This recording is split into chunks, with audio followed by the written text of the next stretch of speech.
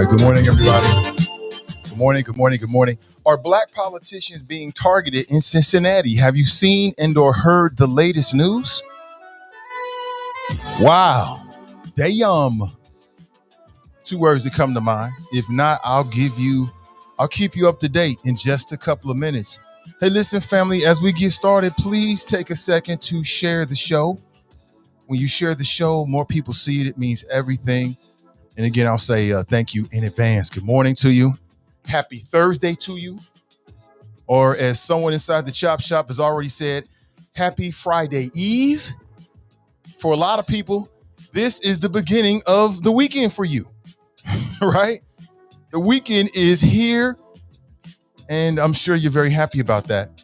Good morning to you. Now, I do, as I said, today's, at least the first hour of the show, are black politicians being targeted in Cincinnati. I have a strong opinion I want to share with you, and I'd like to get your thoughts as well this morning. But that's just the tip of the iceberg. Have you heard the latest coming from Minneapolis?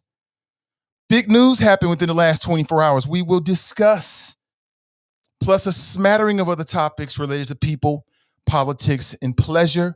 This is the Nathan Ivey Show, the last honest place, if I can get it correct, in Cincinnati media. And we'll get started in about 90 seconds. Don't go anywhere.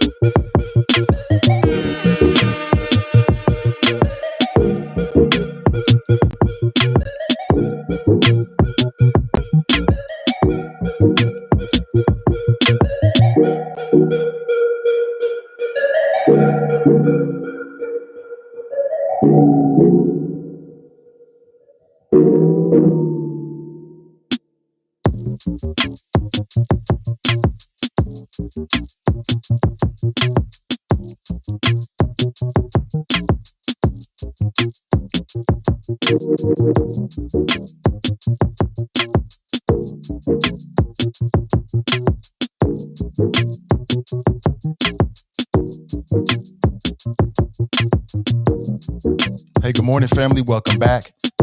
Remember, nothing is new under the sun. It's never what you do, but how it's done. Good morning. 513-873-7134. Good morning, good morning, good morning. Welcome back. It's a beautiful day in the greater Cincinnati area. And you already know it's my pleasure to be with you. I am ready to talk. Are you ready to get into it this morning? I am ready. Let's do it. If you haven't already done so, please take a second to like and in particular share today's show.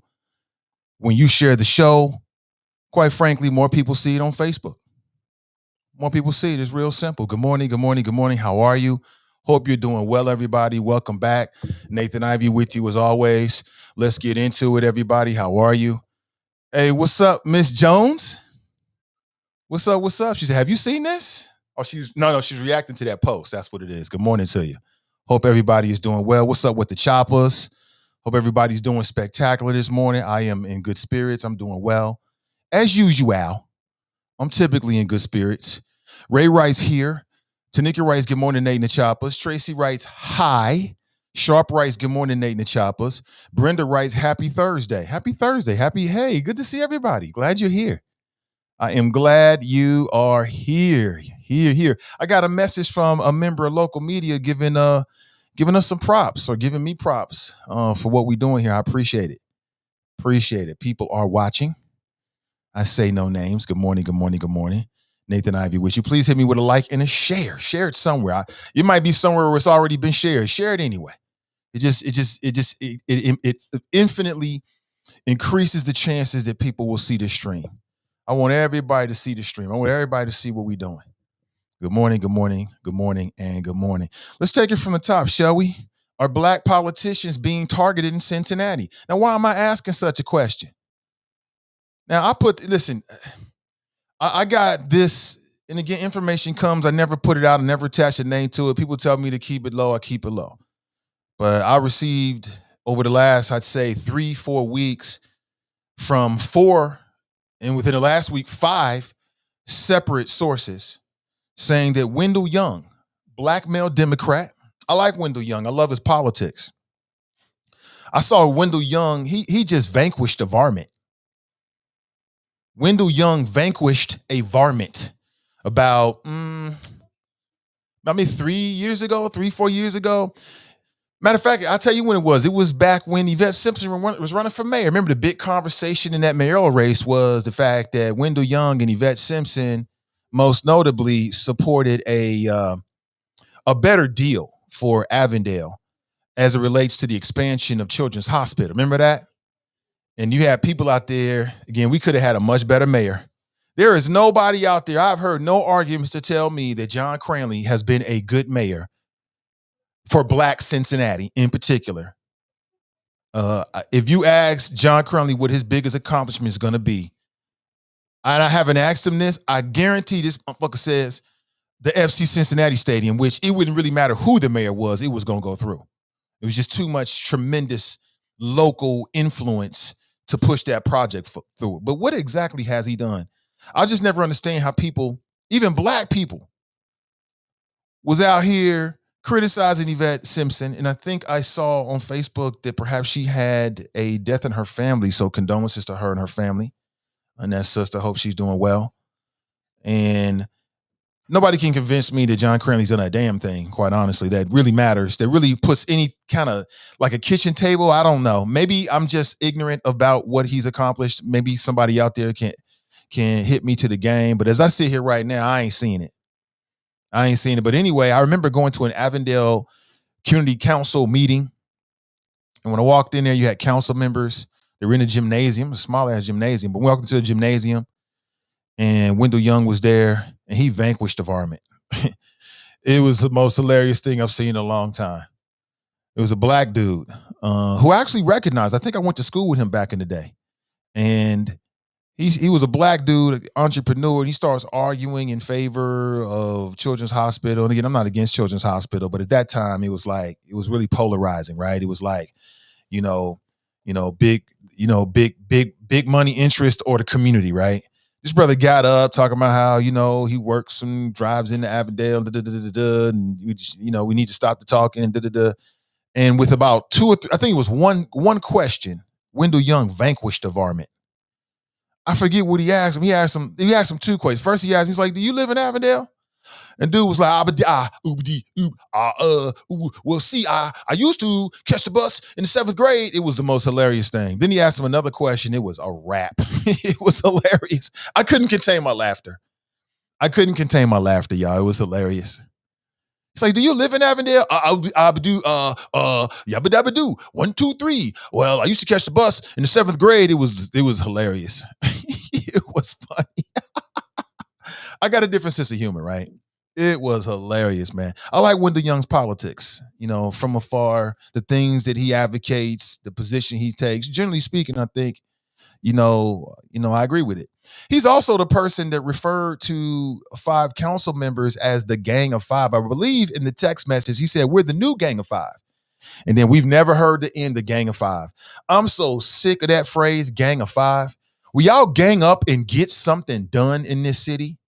But, you had Christopher Smitherman, most notably, and, local media that just jumped onto it, right? Gang of 5, and we have just been drowning in this rhetoric for years and years and years and years and years. Although, if you go through the text messages, and I have, although I can't tell I remember everything I remember reading, that was years ago, but I did go through the text messages as they came out. I mean, I'm in the media. I have to do these kind of things, right? I did my due diligence. And I couldn't find any of the other council members that referred to themselves that way. But because Wendell did in the text messages, I mean, Christopher Smitherman has been riding the Gang of Five ever since. Somewhere right now, he's about to saddle up on the Gang of Five. he has been talking about the Gang of Five ever since, I think, to the detriment of the community and the constituents, because it doesn't really mean anything. I'll say it again. I mean, I remember going through and having conversations. We got a call coming in, having conversations. Hey, good morning. Good morning. Good morning, Nathan. How are you? I'm doing great. Hold on 1 second. I'll put you on the air. Okay. Okay.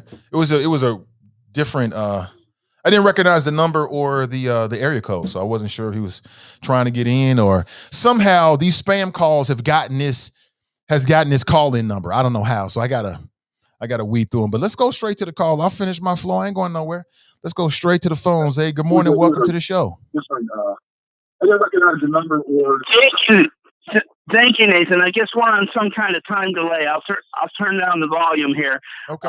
The phrase "Gang of Five" is a play on the phrase "Gang of Four," which was Madame Mao Tse-tung's widow, and they were trying to establish a shadow government in China. But what I really wanted to talk to you about, Nathan, was, you're talking about targeted black politicians. This is Kurt Flood, by the way. Okay. This is who now? And Kurt Flood. Kurt Flood. What's up, Okay. Kurt Flood? I've had a couple posts that you even put up on the screen. You said one of the posts was too long a couple weeks ago. Okay. What I want to talk about is what's been going on with the arrests of black politicians in Toledo, Dayton, Cincinnati, and Cleveland.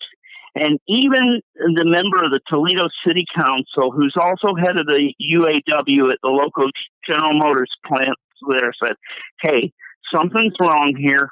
Why are the feds targeting us? Okay.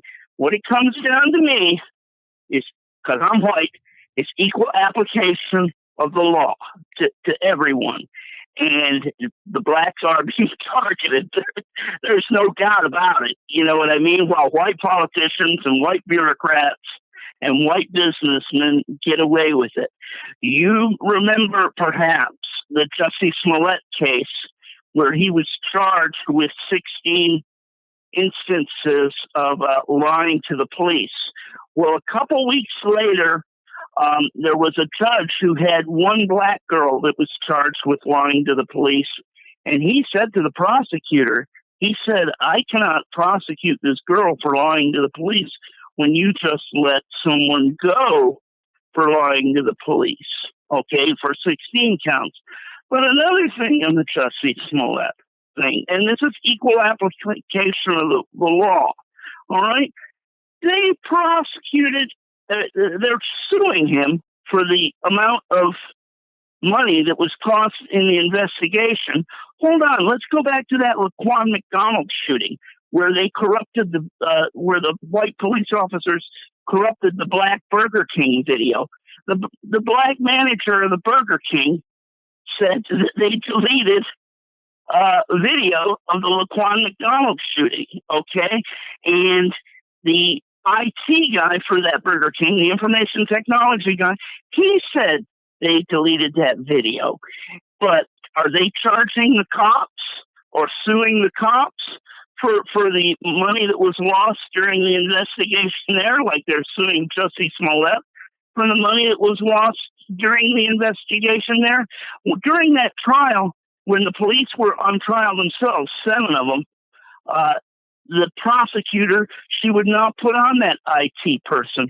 She would not put on that Burger King manager because she knew they were going to testify directly in opposition of what happened. They deleted that video, and it was like, I don't know if you remember Nixon in the Rosemary Woods with the 18 and a half minutes that were missing from the Watergate tapes, but that is exactly what happened. All of a sudden, the video at that Burger King is running fine. Then when it comes up to the exact moments of the Laquan McDonald shooting, the video disappears, and then after the shooting, the video comes back on fine again. You know, we're not required to believe that. The courts and attorneys have something called pretext, and if an answer is not believable, then it's proof that something went wrong. And I don't want to monopolize any more of your time, but I love your show.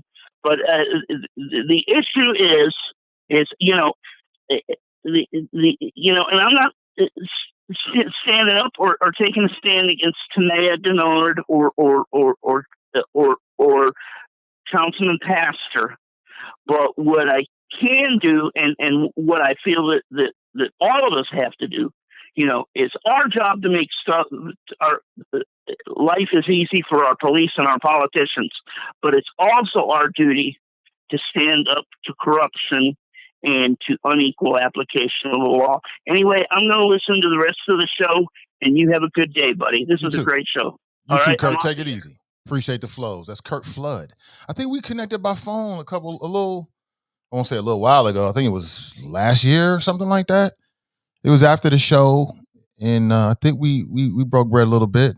Appreciate the call, man. Don't be a stranger. So here's the question. Are black politicians being targeted in Cincinnati? Why do I say that? Tamaya, not Tamaya. Potato, I guess. Not really, because it's actually a name. But Tamaya Denard. And we know she pled guilty to essentially corruption charges. She's on her way to be sentenced very, very soon. I'm sorry. She's on her way to report for jail. She's already been sentenced, and she's going to report to do her time very, very soon. Jeff Pastor, corruption charges, black male Republican who has been suspended from city council, and he's laying low right now. We'll see. Is there a plea bargain agreement in the midst? Probably. We'll have to wait and see. Kelly Prather. She ran for Hamilton County Commissioner. Most recently, she ran for Cincinnati Mayor. And then we found out, what was it, last week, the week before that she's being charged with some PPP loan fraud, right? Lakita Cole, I think she was a 3-term black female Democrat, and she got caught up. We found out about a month ago that she got charged with aiding and abetting a felon or something like that. Her boyfriend was running from the law and hiding out in her home or a residence that she was at. Feds knock on the door, authorities knock on the door. Is he in here? No, he's not in here. Let's come inside. They find him in here.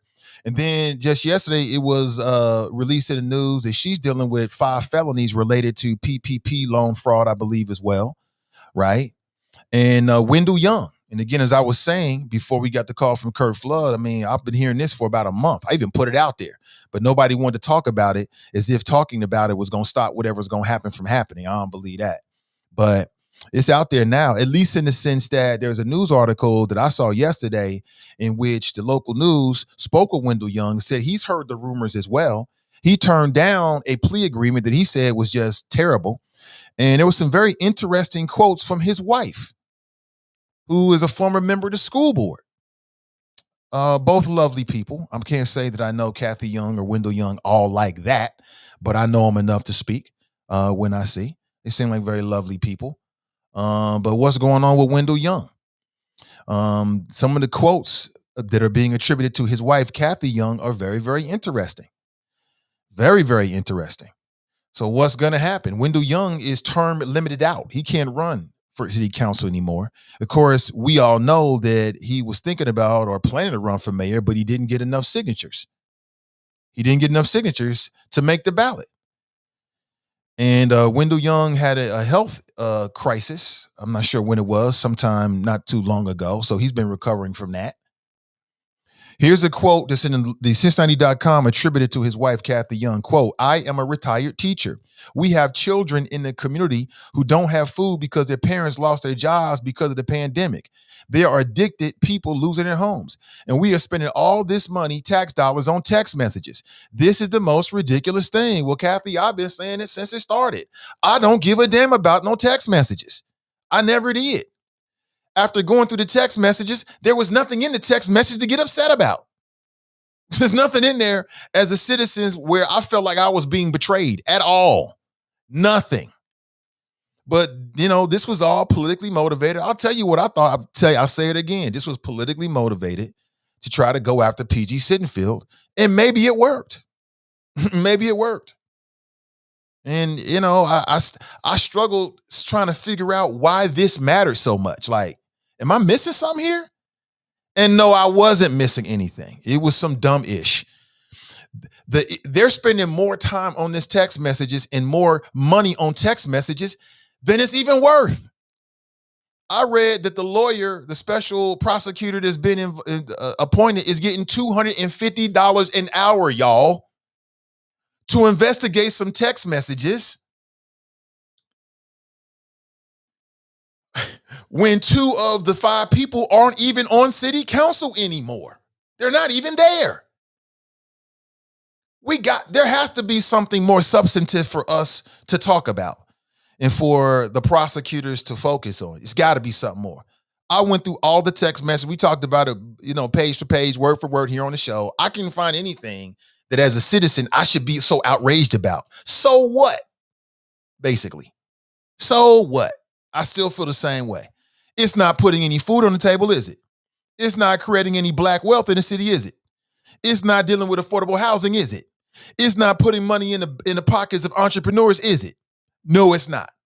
So why in the hell have we, and by we I mean loosely collectively, spent so much damn time on this? Politically motivated.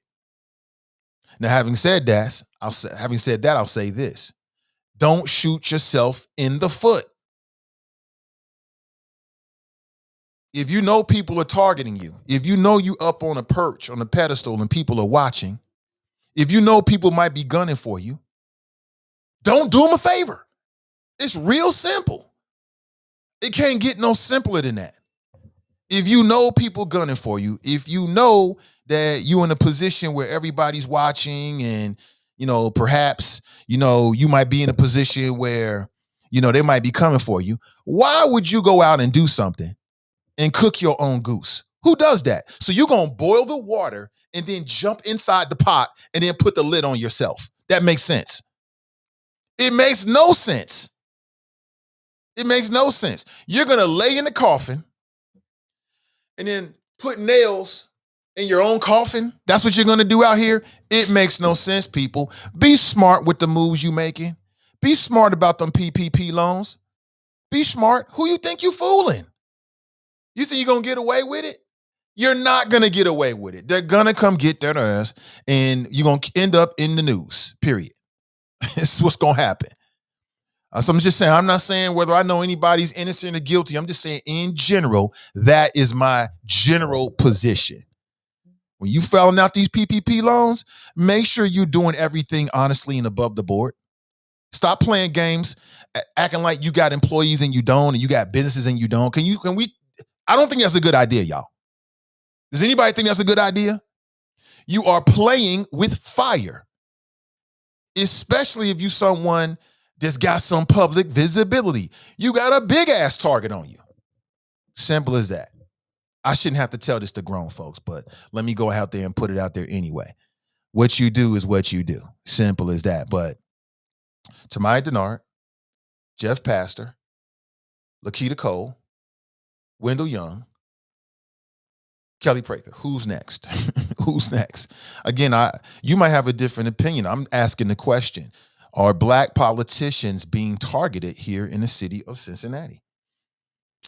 Let's just get to the crux of it. That's the question everybody's been talking about. I mean, you go to these Facebook groups and pages. That's what keeps coming up. So we just put it out there up front and center. Do you think that black politicians are being targeted, or are black politicians getting caught up for their own actions? Simple as that. And if you're a black politician, man, don't play the black card when you go out here and do some illegal crap. And now you want to be, what are they after the black folks? Don't do that. Don't do that. We ain't having it. Don't do that. Stand on your own 2 feet. You do, say it with me, you do the crime, you do the time. And that's what it is. Don't pull your black card out for that. There's plenty of other areas you can use your black card, but don't use your black card if you doing some dumb-ish, some illegal stuff, And then you get caught, and now you want to talk about, oh, they after us. Don't do that. Don't do that. I ain't here for it. We ain't having it. We's not having it. Not even a little bit. Ray writes here. She's first inside the chop shop. Tanika writes, good morning, Nate and the Choppers. I think I read all of these. Tracy writes, hi. Sharp writes, good morning, Nate and the Choppers. Brenda writes, happy Tuesday. He coming in, bro? Come on in, man. Now, why is that under your nose, man? It's my mustache. That's your mustache. Okay. Hello, my name is Pizzeria. Good morning. Good morning, the Choppers. Bye-bye. Bye-bye. Good to see you, son. To be 6 again, right? Could you imagine jumping back to 6? You'll rule the world. With everything you know now, let's say you're in your 40s, your 50s, your 30s, you'll rule the world. Let me see. Ashley writes, good morning, Nathan and the Choppers. Happy Friday Eve. Good morning to you. Here we go. Go! Get to the chopper! It's a Get to the Choppers Thursday. Samantha writes, good morning, all. Tabitha writes, good morning. Anthony writes, morning, chop shop. Go! Get to the chopper! Can you breathe? You're breathing kind of heavy, son. You good? Okay.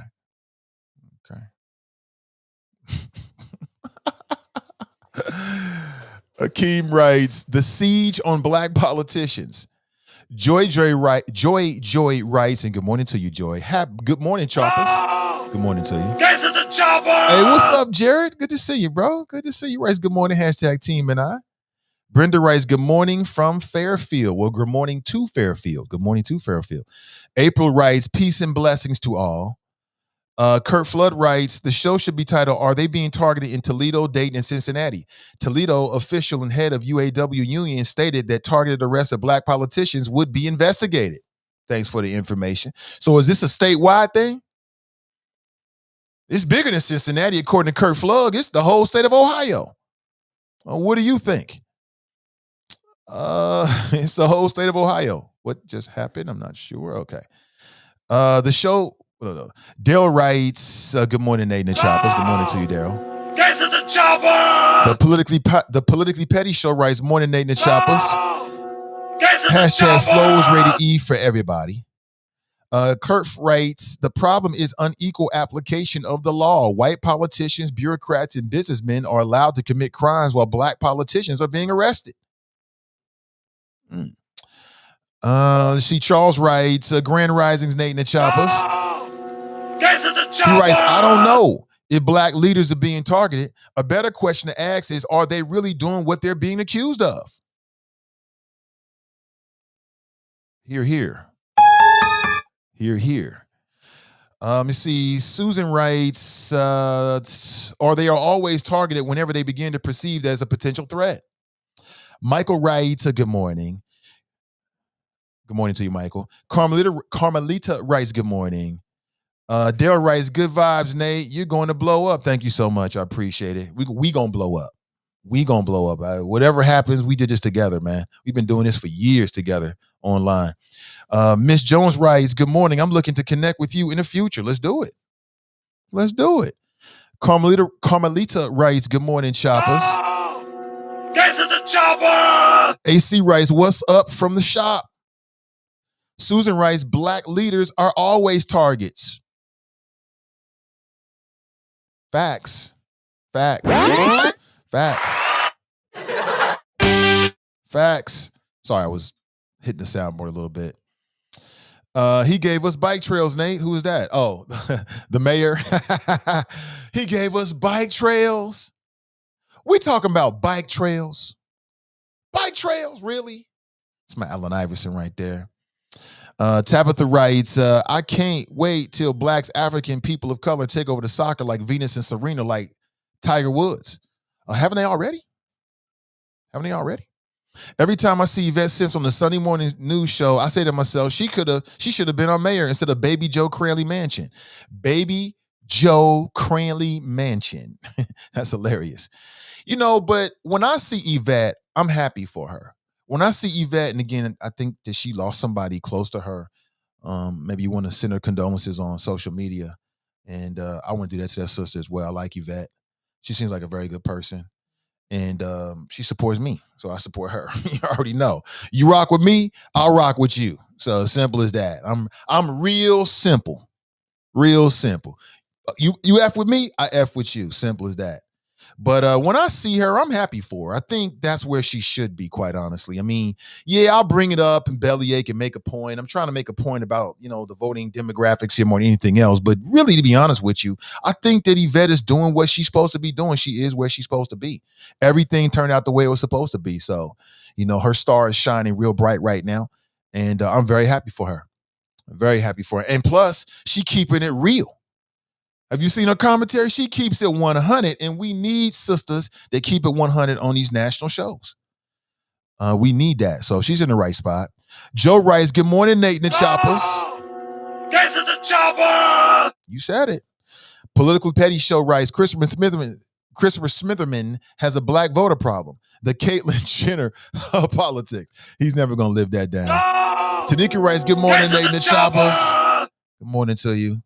Brent writes, good morning, Nate and the Choppers.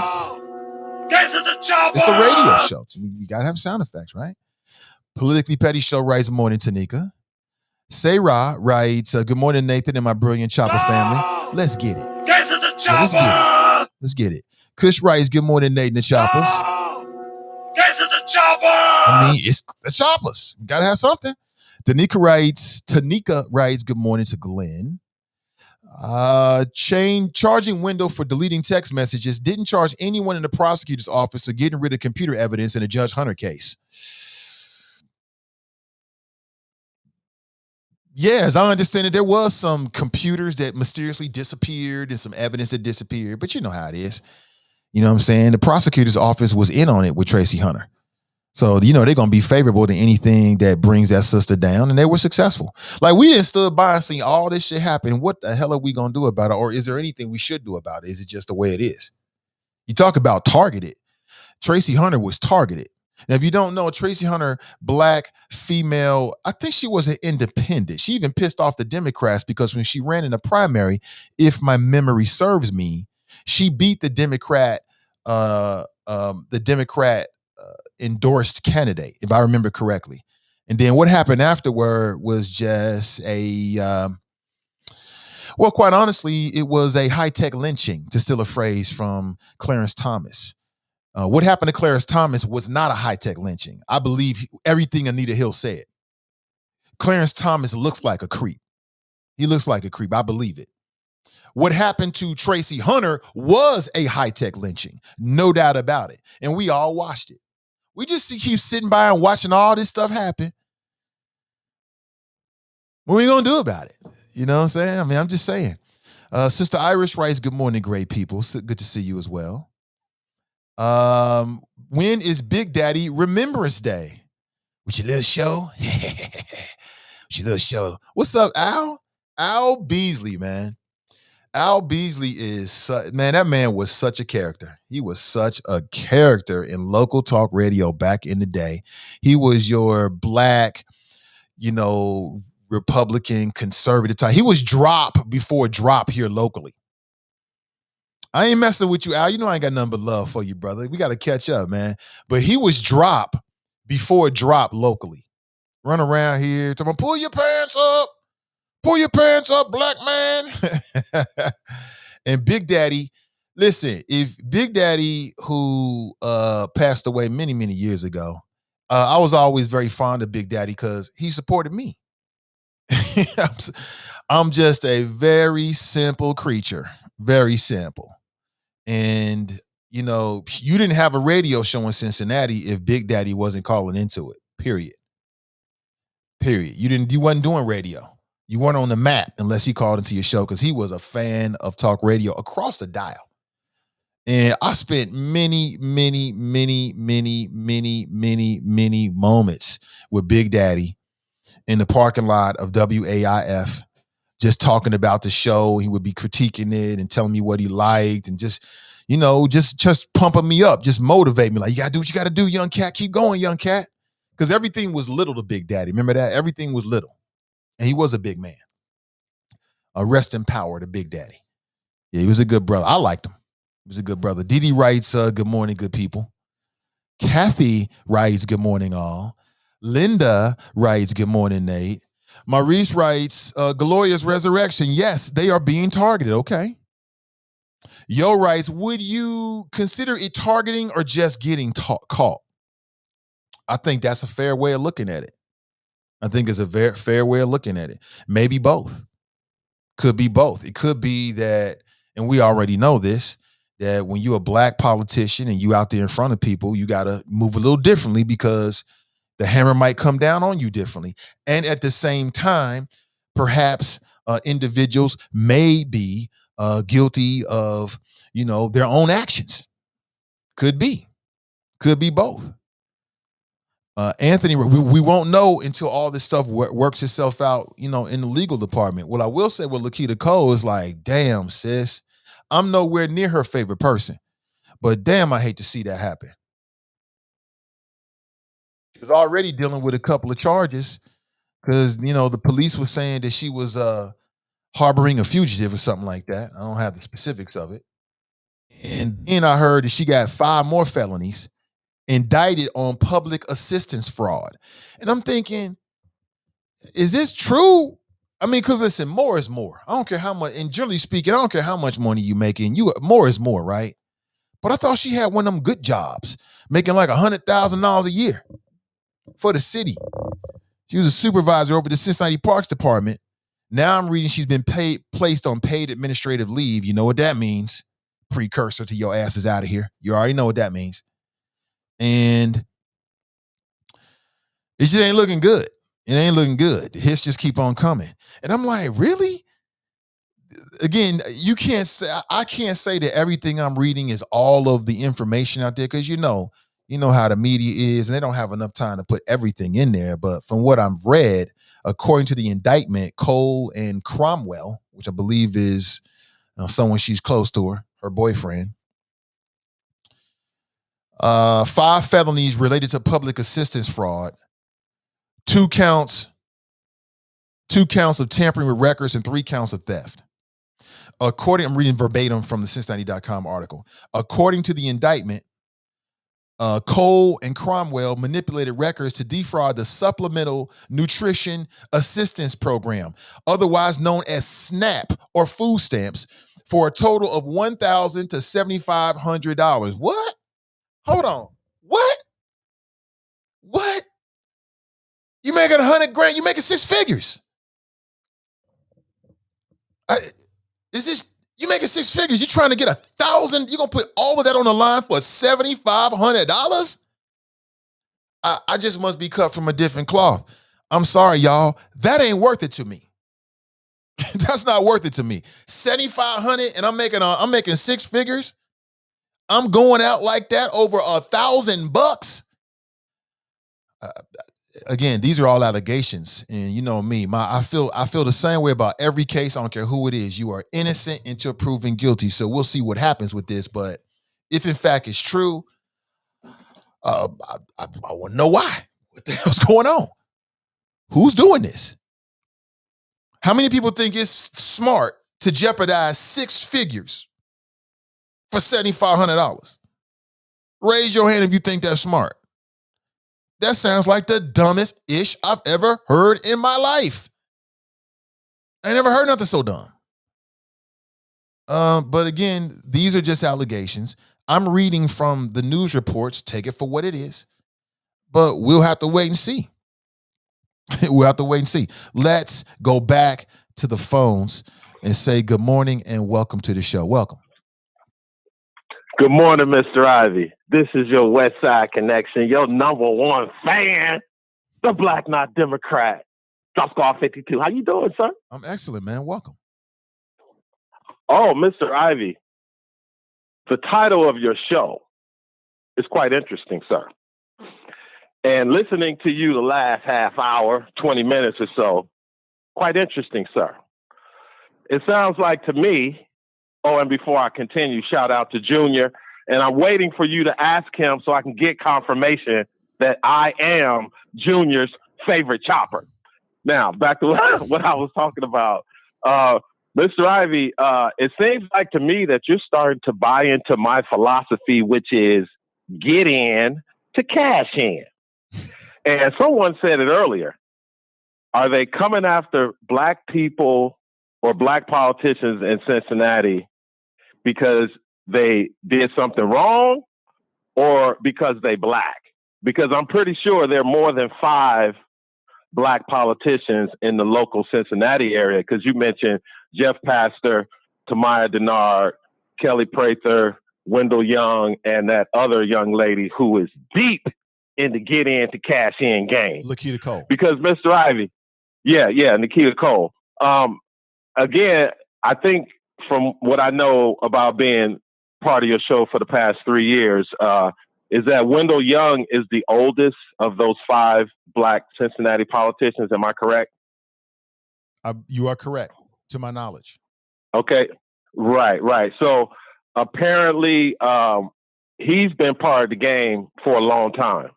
So Wendell Young, it makes sense that they offered him the deal because they need him to get some of these other people that are involved, some of these new folks who new to the game, to the get in, the cash in game. Because it is a game, Mr. Ivy. Kelly Prather, Campaign Kelly, she got caught up. And if you ask people across Cincinnati who Kelly Prather is, they're going to probably say she's a politician as well. So again, Mr. Ivy, yesterday on my call, I brought up Patrice Cullors, and you act like you weren't interested at all about how some of these grifters, race hustlers, and poverty pimps out here making money, making millions off the backs of the pain and suffering of black folk. You seem like you weren't quite interested. So I was interested. I'm assuming I even talked about it even after you got off the air. Okay, so did you verify what her salary was at the time when she was so-called? Well, Mr. Ivy, from what I saw, the Black Lives Matter people denied that she received any money as far as all those homes, $3.2 million that she purchased. They claim that the last salary she received was in 2019 for $120,000, Mr. Ivy. So I'm just saying she may be the next name you hear for some type of tax violation or something. But I hope she got her stuff in order, because even though the 45th president is gone, Bill Barr is gone, but the new Justice Department, Mr. Ivy, they cannot continue to overlook certain things. They cannot continue to be quiet about certain things that's going on across this country with the prosecution of the corruption in according to Kurt Flood, across the entire state of Ohio. Because it's sad, Mr. Ivy, maybe this is a good thing that all this is happening at this time, at this moment in Black history in America, because it appears to me that some of these local politicians and legislators are starting to change some laws pertaining to how Black people are policed in their state. Because the state of Maryland, their legislators, they overruled the governor on some type of police law or something that gave more rights to the people who were victims of police brutality or police misconduct. You might want to look up that case, but it was unprecedented that they overrode the governor's veto of this new law.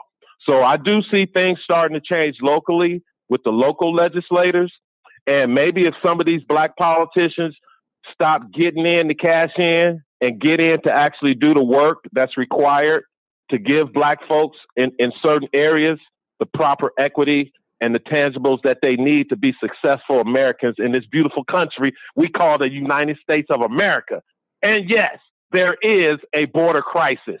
And Kamala, I'm Black Y'all Harris, is in charge of it. So let's see how she handles it. On that note, Mr. Ivy, I love your show. You keep doing what you're doing, because you know I got you, bro. I got your back. And the Politically Petty podcast show, I see I got in his ass too, because he finally put out another podcast yesterday, even though it was weak, and I will be answering to it at a later date. Drop Squad 52, dropping science to anyone who wants to catch a Black Not Democrat will be a movement. Peace. I don't know about you, but I love what I'm hearing, though. I mean, this whole back and forth between his podcast and politically, I'm here for all of that shit. I think it's fun. I think it's a great way to promote what they're doing. I'm here for all of it. I'm here for all of it. I think they're both doing great podcasts. That's what I think. Check them out. Check them both out. And fellas, I got a hell of an idea. Let's do it. Let's make it happen. Promote simultaneously both of your podcasts, and we can have some fun and do something entertaining and hopefully edutaining, for the audience. Every time he says Campaign Kelly, that shit be cracking me up inside. Kelly, my girl and all, but that shit funny. It's funny. I mean, come on, yo. I didn't make it up. Campaign Kelly. He is stupid for that. Where does he come up with this? Campaign Kelly Prather.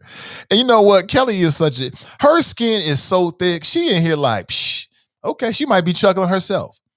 I appreciate people that can take a good joke, man. Nothing wrong with that. Let's go back to the phones. Good morning. Welcome to the show. Brother. I'm sorry, brother. I had you potted down. Can you say it again? I said, Assalamu alaikum, brother. Happy Ramadan. Oh, same to you, man. Welcome.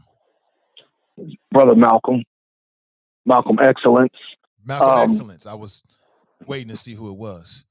I think that's my favorite one exactly. of your personalities. Thank you, brother. I just want to say that I believe your question is intellectually dishonest when you say are black politicians being targeted. Hey, first of all, let me say this. Do you know the name Kurt Flood, the famous Kurt Flood? You know who that is? I feel like I do, but I can't tell you all the insides and everything about it. That was a baseball player, right? Yeah, black man. Black guy, right? He has a son. He's dead now. He has a son who's out trying to, curate his dad's legacy by, pushing that he be elected into the Hall of Fame because he is the reason why there is free agency in sports. Right. He tested baseball's reserve clause, took him to court and whatnot, and as a result, it basically became free agency. The agent who represented him is in Marvin Miller, but Kurt is not. I thought that was him, Kurt Flood Jr., until he said he was white. I was like, oh, okay, that ain't him. You know where I learned about Kurt Flood? And you're going to love this. I learned it in one of Dave Zirin's books. He had like a whole chapter dedicated to it. So you're right about that. That's one of your favorite authors, Dave Zirin. Oh yeah, he's the white Ben Crump, or he's Sean King before Sean King.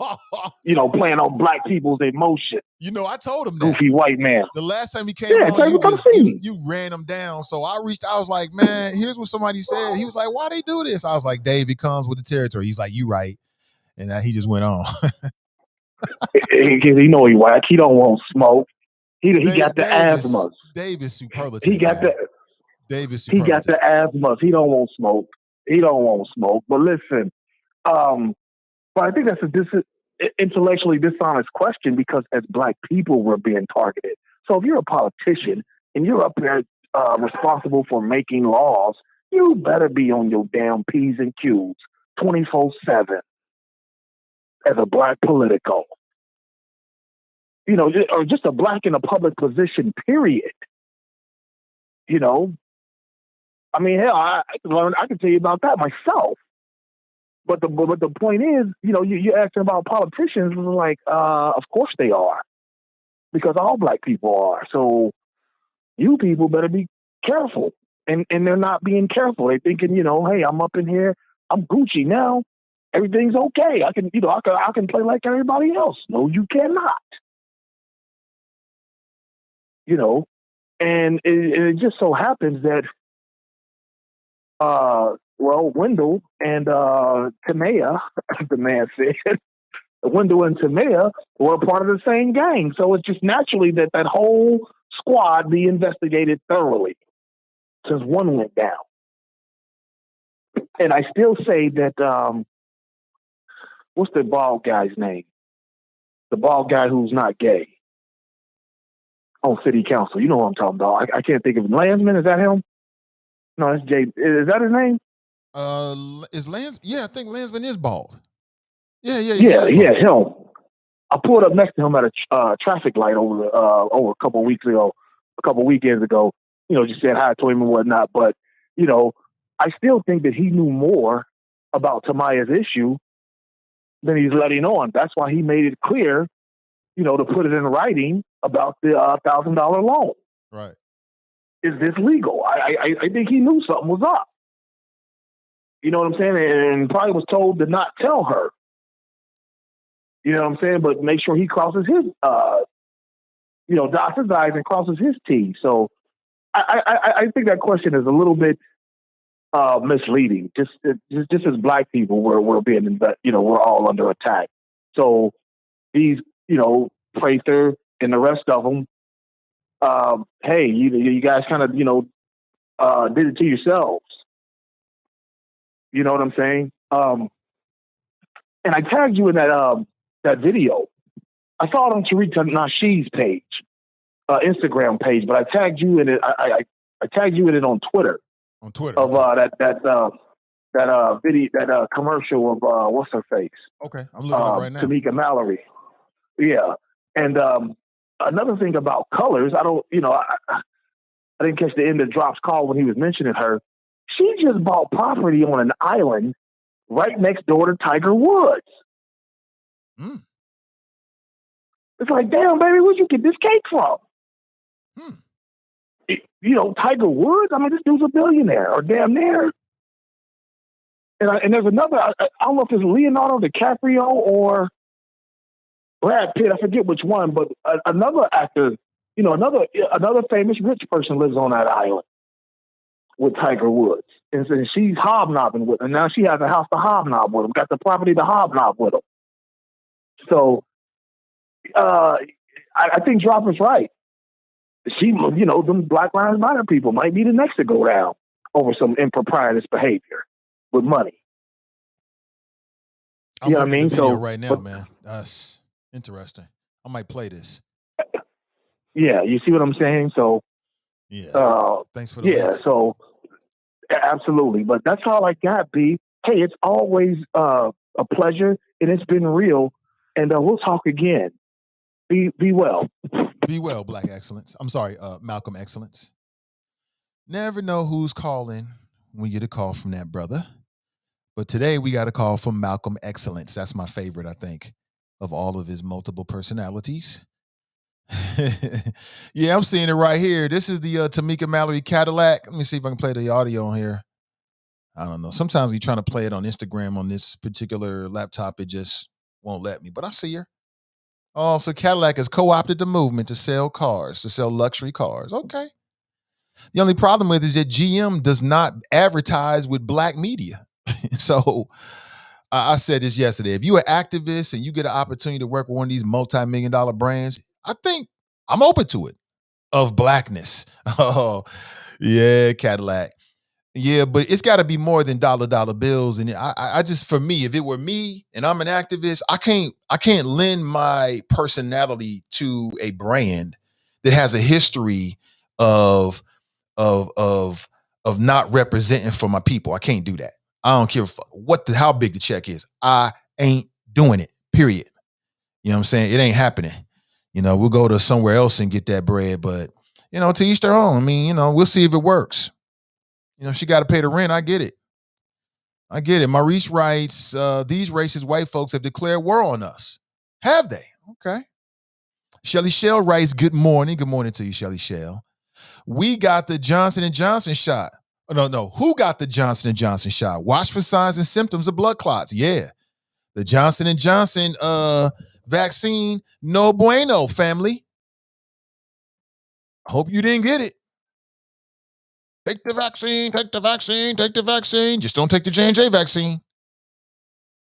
Pennsylvania woman among 6 people who suffered blood clots after getting the J&J, that's Johnson & Johnson vaccine. Have you taken the vaccine? Are you going to get vaccinated? Stories like this will give you your moment to pause, like, do I really want to do this? I don't know. And then for the people that's really, really pushing for herd immunity and getting the vaccines out there in the community and in the black community, this is not going to help those efforts. So we'll see. Brian writes, good morning. Good morning to you, brother. Yo writes, you ain't never lied, Nate. Sandra writes, love it. Cook your own goose. Yeah, you don't cook your own goose. You don't shoot yourself in the foot. You don't slip on banana peels that you threw on the ground. You don't hammer the nails into your own coffin. I mean, it's tough enough being a human. Add to that your melanated skin. And then add to that the fact that you're in an elevated position in your particular locale because you might be a politician, you got a name, people know you. And on top of that, you out here allegedly, doing some dumb-ish, doing something strange for a little bit of change. And it's just not a good look. And when the feds come, you can't say, but the white folks get away with it. They didn't get him. They didn't get him. My son, sometimes children will do that. Well, they'll get in trouble in school for talking or something like that. And then they'll say, but Billy was talking too. I'm not Billy's father, boy. I'm your father. If Billy jump off of, you know how it goes with mothers and fathers, right? If Billy jumps off a bridge, you gonna jump off a bridge? No. Then what you talking about then? Same thing with these black politicians. You can't be talking about what the white politicians did and who didn't get away with. It don't matter. It don't matter. The only thing that matters is what you did. That's the only thing that matters. So miss me with the black card. They after us. Well, they can be after you all they want to. If you ain't doing nothing, they ain't gonna find nothing. Generally speaking, we know that the history of the courts is everything but fair toward black people and brown people in this country. So let me, I don't want to overgeneralize, you know what I'm saying? Because we already know in America, the history of this country is your ass can go to jail and you didn't do a damn thing. You know it and I know it, especially if you're non-white. Everybody knows that. Ask Reuben Hurricane Carter. They'll tell you, or he'll tell you. Jericho writes, hola, beautiful black people and the others too. Same to you, sister. Good to see you. Good to see you.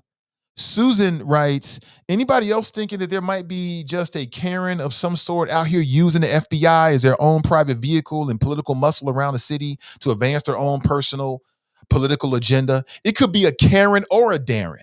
I'll just be honest with you. What I keep hearing is that it's the mayor. Ain't no repercussions. He can't do shit to me. I keep hearing it's John Cranley behind this. That's what I keep hearing.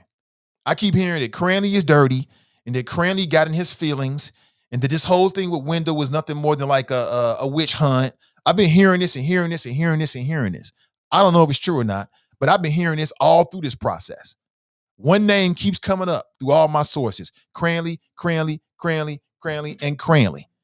That's what I keep hearing. Not saying it's true. I'm just telling you what I've heard. That's it. Jericho writes, you can't play insane and think you're going to come out clean. It's not about being black. Deshona writes, good morning, all. Good morning to you. Tabitha writes, hey, little one. Sandra writes, he's so cute. Love him.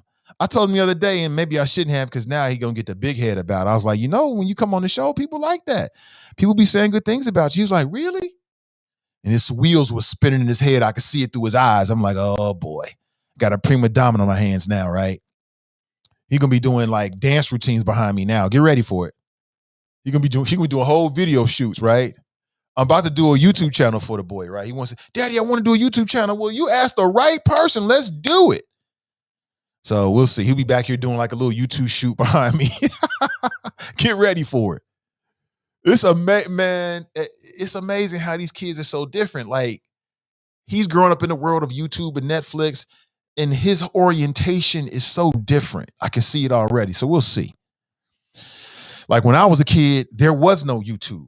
There was no possibility of being an influencer at 6 or 7 or ever. Influencer? What was that? Back then you was called a hip hop artist, right? You was a B-boy, you was a rapper, you was a DJ, right? You was a dancer. The word influencer is relatively new.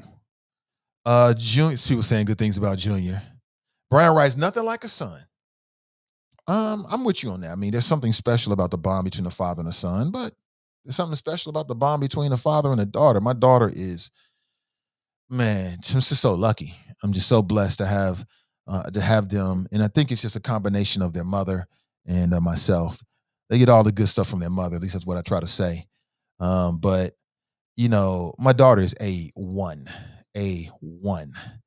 I've got high expectations. I'm super sensitive about her, super protective. You know what I'm saying? That's a good way for me. I'm just saying I'm super protective of her. Let's put it that way. Nothing else needs to be said. TNT writes, love it. Good to see you, TNT. Listen, y'all need to know, man. I'm not sure if y'all saw the Truth to Power podcast yesterday, but House Bill 99, I think it is, TNT, they're trying to arm teachers. So I'm setting up some interviews with people on both sides so we can debate it and talk about it. House Bill 99 in the state of Ohio, they're trying to arm teachers. There's been an effort to do this for many, many, many years. My good friend Joe Eaton with the Buckeye Firearms Association, we do not see eye to eye on this firearm conversations at all, but I appreciate his willingness to come on the show and take that heat. And at least have an intelligent conversation about it. His organization is responsible with training teachers. They are pro firearms for teachers in the schools. We're going to have to circle back around, but if you miss it, check out that podcast. They tell you who the sponsors are and give you more information about the impact and what exactly it might do.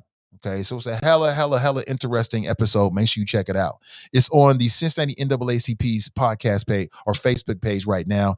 And it's also on CDM's page as well. You can check it out there, but I'm just telling you. Christian writes, let's go. What's up, Christian? Good to see you, brother. Let me just say, man, it's just so many talented, creative people in the city. Enjoy it now, Nate, because it won't be long before he's 6'6" and looking down on Pops like, what's up? Oh, I can't wait for him to be 6'6". Because who you think gonna be out there making him tough in the paint? It's gonna be me. He gonna listen. I'm gonna be harder on him than anything he gonna get when he out there playing against other people. If he decides to go that route, he's in good hands. He's in good hands. You know what I'm saying? If he decides to go the b-ball route, he's in good hands. And speaking of hands, he's not ambidextrous, but his hands is weird. He's right-handed, but he does different things with both hands. So I'm looking at him like, oh, word? I might have me a little LaMelo Ball here. Shout out to the father of the Ball brothers who did an excellent job raising his sons. Everybody tried to hate on this black man just because he was boasting. So what? We need more arrogant black men. I like arrogant black men, quite honestly. I like that. I like a man who knows who the F he is. What's wrong with that? I like arrogant black people. I don't have no problem with it. Love it. Love it. Why not? Tell me one reason why we shouldn't be. I'll wait. I don't hear a reason. Maurice writes, Ohio is a racist state, but you know what? There's more that we can do in the state of Ohio. There's more that we can do in the state of Ohio to get what we need out of it. You know what I'm saying? At some point, we're going to have to deal with this state legislator, y'all. We're going to have to deal with this issue because these Republicans, majority, that is a major problem and a threat to our families. We're going to have to posse up on that. Nate, I see it differently. I personally don't care if a politician makes side deals to their piece of the pie. Only thing is, still make sure I get a slice of pie also. It might not be apple, but I like strawberry pie too. Okay. Brandon writes, morning, black folks. Good morning to you, Brandon. Brent writes, I've said it before and I'll say it again. We can't do what we see them doing. Our actions will always be put under a microscope and prosecuted to the fullest extent of the law. Correctamundo. Charles writes, who perceived Cole and Prather as threats? Right. Lakita Cole wasn't even in politics no more. She ain't even in politics. She was in politics. Now, I don't know if she was thinking about coming back. Maybe she was, but right. Who was she a threat to? Kelly Prather. Now, Kelly Prather makes some noise and points some fingers out here. Is it loud enough to really move the needle? You have to be a judge of that. You know, is Kelly Prather for mayor a threat to the status quo? Could be. That could be. You have to tell me. Tiffany writes, morning, family. Good morning to you, Tiffany. Here, Brian says he's going to call me later. Okay, Bree. After 2, after 2. Kamara writes, good morning. Good morning, Kamara. Good to see you as always, sis. Greg writes, good morning, fam. Good morning to you. Maurice writes, the sister that was a police officer was fired for stopping a white cop from choking a brother, won her lawsuit. She did. I actually put out a request for an interview to that sister. We'll see what happens. So perhaps you'll hear her on a CDM podcast coming real soon. I do know what you're talking about. I actually conversed with that sister going back a couple years ago. Maybe it was last year, the year before that, because I became aware of her story. So what happened with her story? So this sister, let me pull up right now. Let me see here. We also got to talk about the reparation bill that moved in the House. Okay, we got to talk about that because all black folks care about reparations and reparations. Somewhere John is like, reparations, but he don't fucking vote. So, hold on one second. But what happened in this case, she was a black, and what I like about this sister, man, is that she didn't stop. So if you don't know the story, this goes back 15 years ago. And a black officer, her name is Carol Horn. She was a police officer with the Buffalo Police Department. She was, they were doing, I don't know what exactly the circumstances was, but she saw a white officer forcibly putting a chokehold on a handcuffed black man. And so what did she do? She went over to him and tried to intervene like, no, you're doing too far. What happened to her? She ended up getting fired. She ended up facing departmental charges, and she ended up being left without a pension. This goes back to 2006.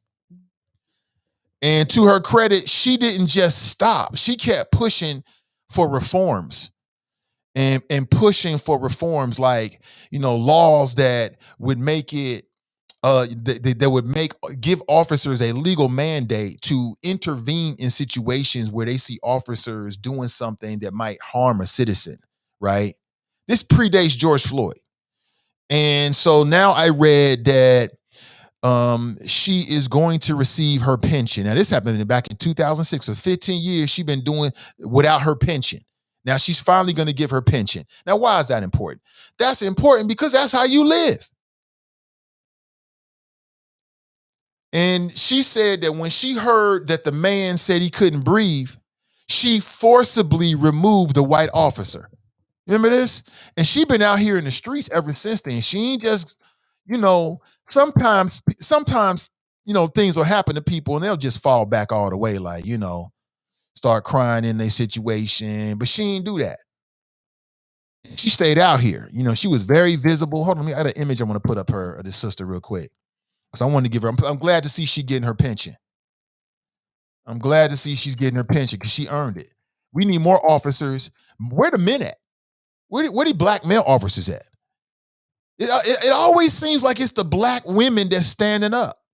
You had the black female up in Columbus that wrote a book about corruption in the police department in Columbus. And oh, by the way, she still works in the police department in Columbus. Remember the interview going back, I don't know, it was last year? Props to that. So she wrote a book about the whole experience. We spent a whole hour with her. And here we got, where are the black male cops at? I don't see enough of y'all out here putting it on the line. Black cop, black cop, black cop, black cop. Where you at? I keep seeing the sisters stepping up. And these men keep falling back. I see the sisters out here putting it on the line. And I see the brothers out here talking.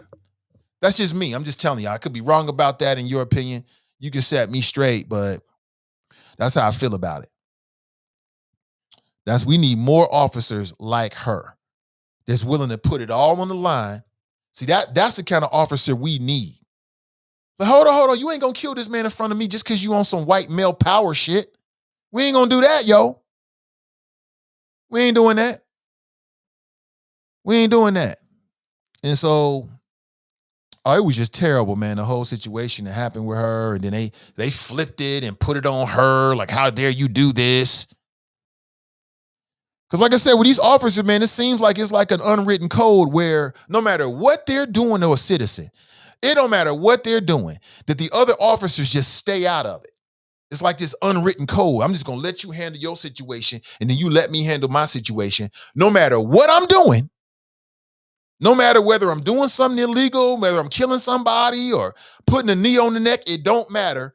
It's like this unwritten code. And this sister said, hell no, I ain't doing that. Again, I put out a request, and so we'll see. You may hear on a CDM podcast coming real soon. I hope so. I'd love to hear more of her story and, just kind of celebrate what she's doing, man. That's how they get you, man. They try to bankrupt your ass. That's how they get you. Al Beasley was drippish before drop was cool.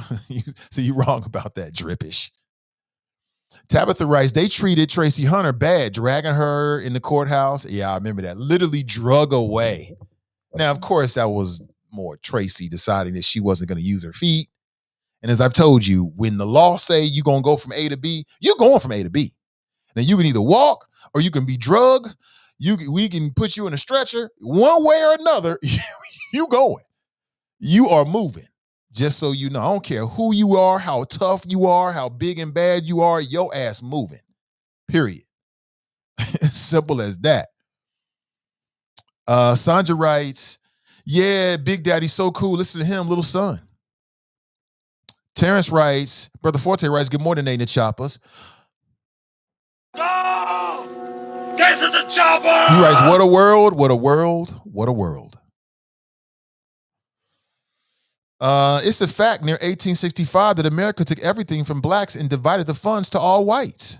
Yeah, we just hearing about some beachfront property that was taken from a black family that's worth millions now. And now authorities are going to restore that and put it back into the hands of that family. And it's worth tens of millions of dollars. I'm not prepared to really give a deep flow on it. I just heard it, and your comment right there, Tabitha, just kind of triggered that. So I might talk about it more later.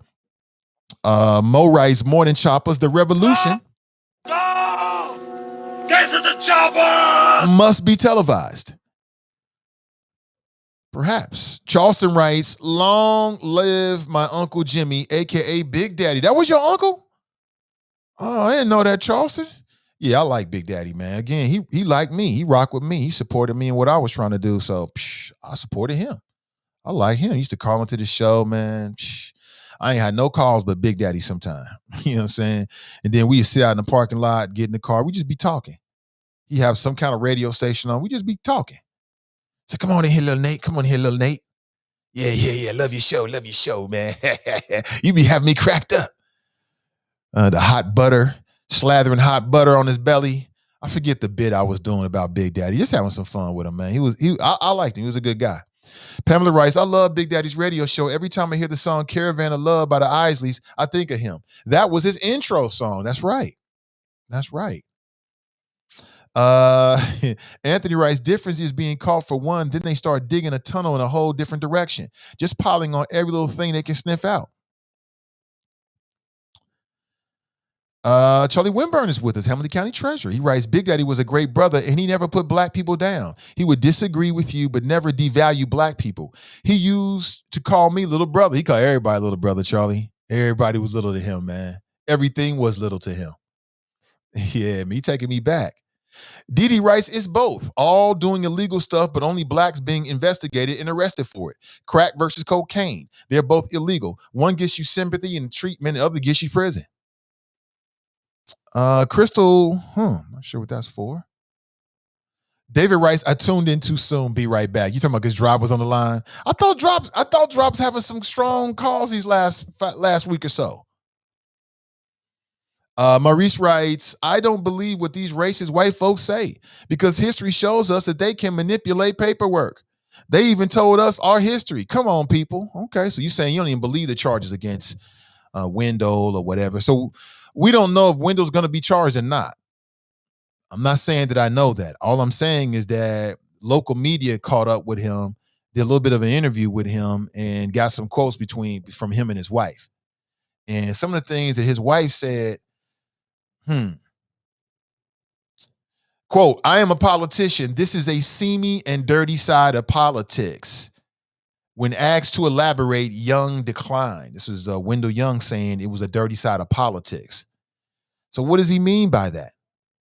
So when he says dirty side of politics, who exactly is he talking about? Again, for what I keep hearing, I can't put words in Wendell's mouth, but what I keep hearing is that the mayor is like the grand architect of this behind the scenes and maybe working with the feds or whatever, or maybe it's a political witch hunt, or he's using the feds to get back at people that he's got a bone to pick with or something like that. So I don't know. I do know that this quote from Kathy Young is 100% spot on. And she's like, look, we got all these problems in the city, and yet y'all want to spend all this money on some text messages? Text messages. And the vast majority of them are just like, some old schoolyard teenage type shit. I don't know. My husband is real low key. His wife is not. My husband doesn't smoke, drink, or cuss ever. But his wife, I can say this has been horrible.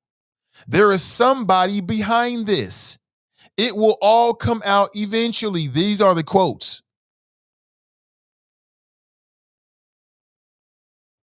Quote, the rumor has it my husband said too much and this is being done to him. By whom? What I keep hearing is John Cranley, the mayor. Let's stop acting like you ain't hearing what I'm hearing. Let's keep it 100 and put it on the table. That's what I'm hearing.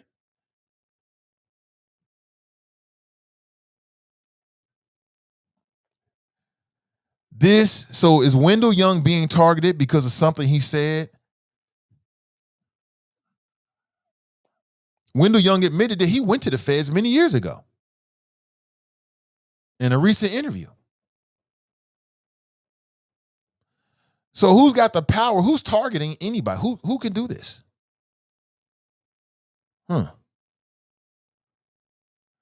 Right now, I haven't been indicted, and so there is no reason to step aside. And what exactly would Wendell Young be indicted for? Like some text messages or something? Did he destroy some text messages or lose a phone? Did the phone fall into the hot tub? Oh, no, wait a minute. That was the mayor, John Cranley. Mr. Mayor, we want to see your text messages. Sure. Oh, damn. I dropped my BlackBerry in the hot tub. Oh, damn. I was going to give you the messages and everything, y'all. Well,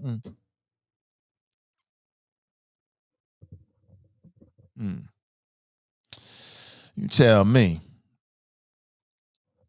Charles Rice, Drop Jr. don't know you, old man. Chill out. I didn't want to break it to Drop, but I don't think Junior, I don't know. Sometimes, he's funny, boy. Sometimes he'll be like, is it just me with Donnie B? Or he'll say something about a podcast or something like, damn, you paying attention to this? Because I am in my home studio, right?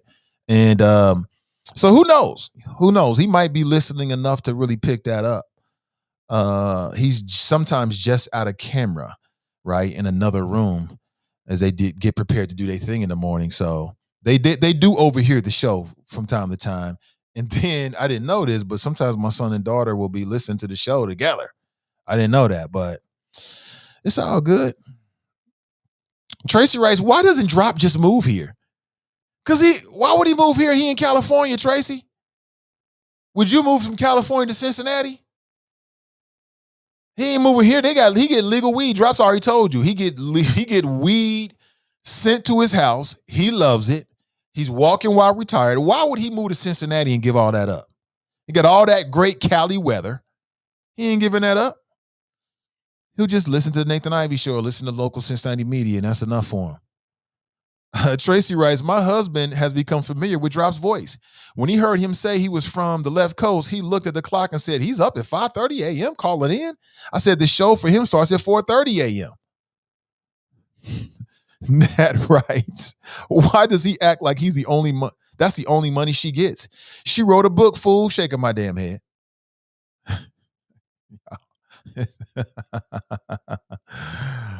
Oh my God. Y'all are hilarious, man.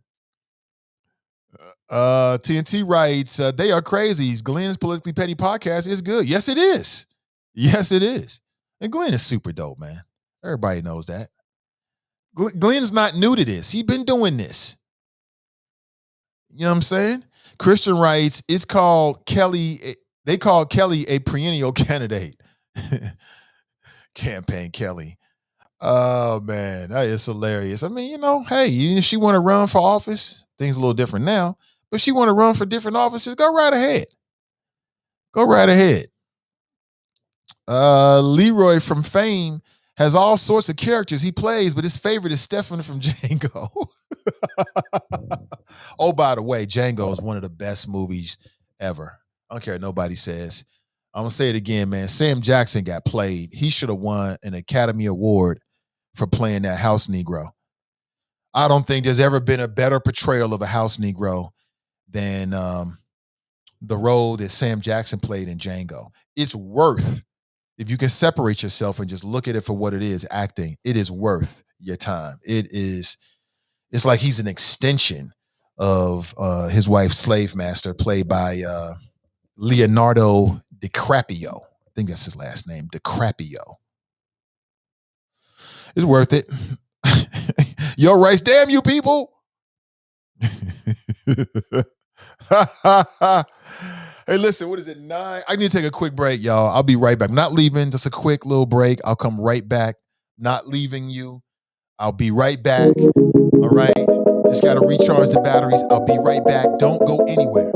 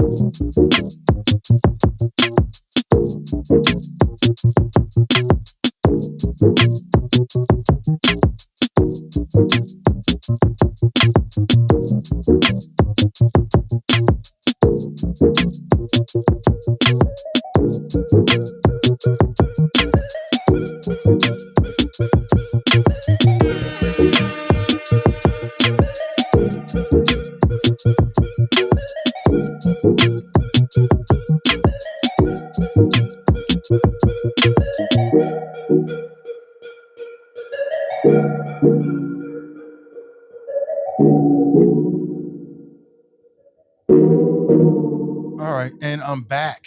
That was quick and painless. Good morning to you.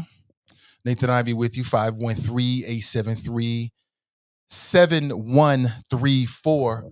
All I ask is that you open your mind before you open your mouth. That's it. We can always agree to disagree. Let's get back into it, shall we? Let's get into it. Regina King also does a Cadillac commercial. Okay. Maurice writes, no sellout, period.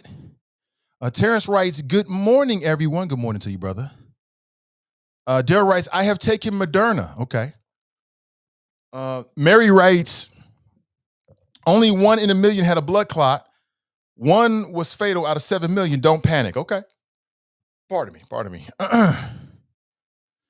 Brent writes, Nate, thank you for echoing the battle that Roland Martin unfiltered trumpets every night when it comes with equity and advertising dollars to Black-owned companies and media outlets. Oh, yeah. Almost definitely. Most sure. I mean, that's what I'm doing. I'm in Black media. You know, we've created Black media, Black-owned media, Black-focused media, which is 2 different things.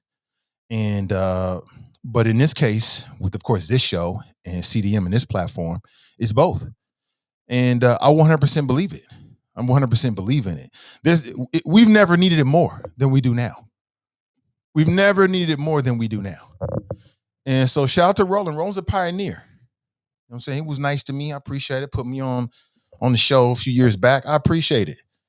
You know what I'm saying? I look at him as a pioneer in this biz. And he's doing some amazing things that are not getting a whole lot of airplay outside of his show. That's why I talk about it. You know what I'm saying? And, moving that needle for Black media and asking those questions is real important. It's very, very important. And people try to play games and all this kind of stuff with numbers, and numbers do matter, but the real number is how much would it cost you to create what we've created? That's the real number. The real question is how much would it cost you to create the Nathan Ivey Show? That's the number. That's what the real number is, because that's what you're getting. And people have to understand what that really means. I think very highly about what I do. Very highly. And nobody can tell me anything less. And there's a lot of media outlets, Black media outlets around the country that's just not getting that fair piece of the pie. They want us to go out and buy their products, but they don't want to advertise their products with us. Hell no. Absolutely not. Absolutely not. Like General Motors, GM. See, Terrence Wright shot number 2 is coming up this Sunday. Is that right? Okay. Cleopatra writes, no mark of the beast for me. Okay. She ain't messing with it, huh? She ain't messing with it. Jerica writes, talking to Mary, the concern is that J&J vaccines have been ceased in some states. Maurice writes, no, why would I let people that have been trying to kill us give me a vaccine, ? Especially one they made in months, when it takes years to make a vaccine. I get it. Yo writes, Cranley seems like he has the feds in his pocket. If I ever get a chance to speak with Cranley, I'll ask him. But I mean, he's a well-skilled practitioner of the rhetorical arts. I don't do this thinking I'm going to trip anybody up. I don't believe in the Perry Mason moment. That's not how it works. We simply ask the questions and then analyze the response. That's it. But I will ask him that. Terrence writes, LMMFO, I am going to make a daily cameo now. Is that right? Okay. Tracy writes, wheels spinning in his head, LOL. Maurice writes, Cranley is a crook with a K. I have a family member that is unfortunately his best friend. Cranley is a crook with a K. Again, he writes. Is he? Well, you're not a crook unless you've been found guilty of anything. Say what you want about the mayor, John Cranley. To this point, he hasn't been found guilty of anything. You know what I'm saying? So if he is a crook, and I say that if, a big old if, because I'm not implying that the man is. I have no evidence of that. If he is, he's pretty damn good at it. Now, I say that much. If Cranley is really doing all this dirt and spinning all these things and getting people ensnared and keeping his nose clean, he's smart as hell. Give props and props is due. Ronald writes, Black people on average already get in more trouble than white people do for the same crimes. I wouldn't expect politics to be any different, right? My son watches more YouTube than regular TV. Yeah. Does my son even watch regular TV? I don't even know what regular TV, very rarely. Like broadcast television? No. We straight streaming over here. All of us inside the household. It's very rare. Like, I think the only time I'll get a chance to watch broadcast television is if I'm watching an NBA game and the game is live on broadcast television. And by broadcast television, I'm talking about even like cable channels. It's very, very rare. And it's very, very rare. I don't think he does ever. His world is Netflix, Disney Plus, Amazon Prime, and YouTube. Oh, hold on. So let me ask you a question, man. Here, stand up, man. Your mother said you can't come on the camera. Well, your daddy said you can't. Stand up. Okay.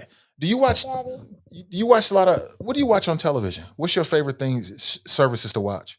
What? Like Netflix, YouTube. What do you watch? Man's World and music. So you watch YouTube, right? Netflix, Disney Plus. You don't do Disney Plus? You do Disney Plus. You don't? Only when we're sleeping downstairs. Only when we're sleeping downstairs. Okay. All right. Thank you, man. Dad? Yes. And I play the new game. You played a new game. I want to hear all about it. I told him he could. His mother about to form Voltron on him. The boy's okay. She had the sword out and everything. Form feet and head, right? She was about to go straight in on him. Voltron was such a dope show. Then tried to bring it back, but it was whack. Things will never be like they used to be. Back in the day. Why he's saying echoing what I'm saying in the other room. Anthony Wright's influence back then was the cat in high school with the freshest gear, right? We didn't call them influencers back then, but that's what they are called now. Like if you were a DJ, you were an influencer, had no idea. If you were a dancer, you were an influencer, you had no idea. So now, it's a whole different ball game, man. It's a whole different ball game. Shelley writes to Mary, those are the documented cases. We don't know how many are undocumented because some people and doctors did not know. The vaccine caused them. I can't see the government haunting the vaccine over just 6 cases out of 6.8 million they were given. People who already received the vaccine still need to watch for the symptoms. Right. Maurice writes, does this apply to white schools also? If not, why? Okay. Not sure what you're talking about. Terrence writes, it's all good until he dunks on you. Oh, I want him to dunk on me. Man, listen. When my daughter was young, again, she's spectacular, superlative. The first time she beat me in chess, and albeit she caught me not paying attention, I think she was like 7, 8, something like that. I was happy as hell because I was smashing her. I don't let my kids win a damn thing. Any game we go, I go hard at them. I'm trying to smash you. Every game, you ain't winning shit over here. You gonna earn it. And I remember when the first time she beat me in chess, man, I was so happy because I taught her that.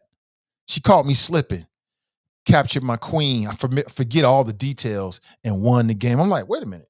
Huh? She was Hercules dancing around. I'm like, wait a minute. I loved it. So when my son gets to the point where he dunking on me, I'm going to be the second happiest person in the world. He going to be the first happiest. And you can believe this, Terrence. If my son dunks on me, he going to earn it. Believe me. He going to go through this to get that dunk. You can believe that. In a friendly daddy son kind of way. I ain't trying to hurt the boy.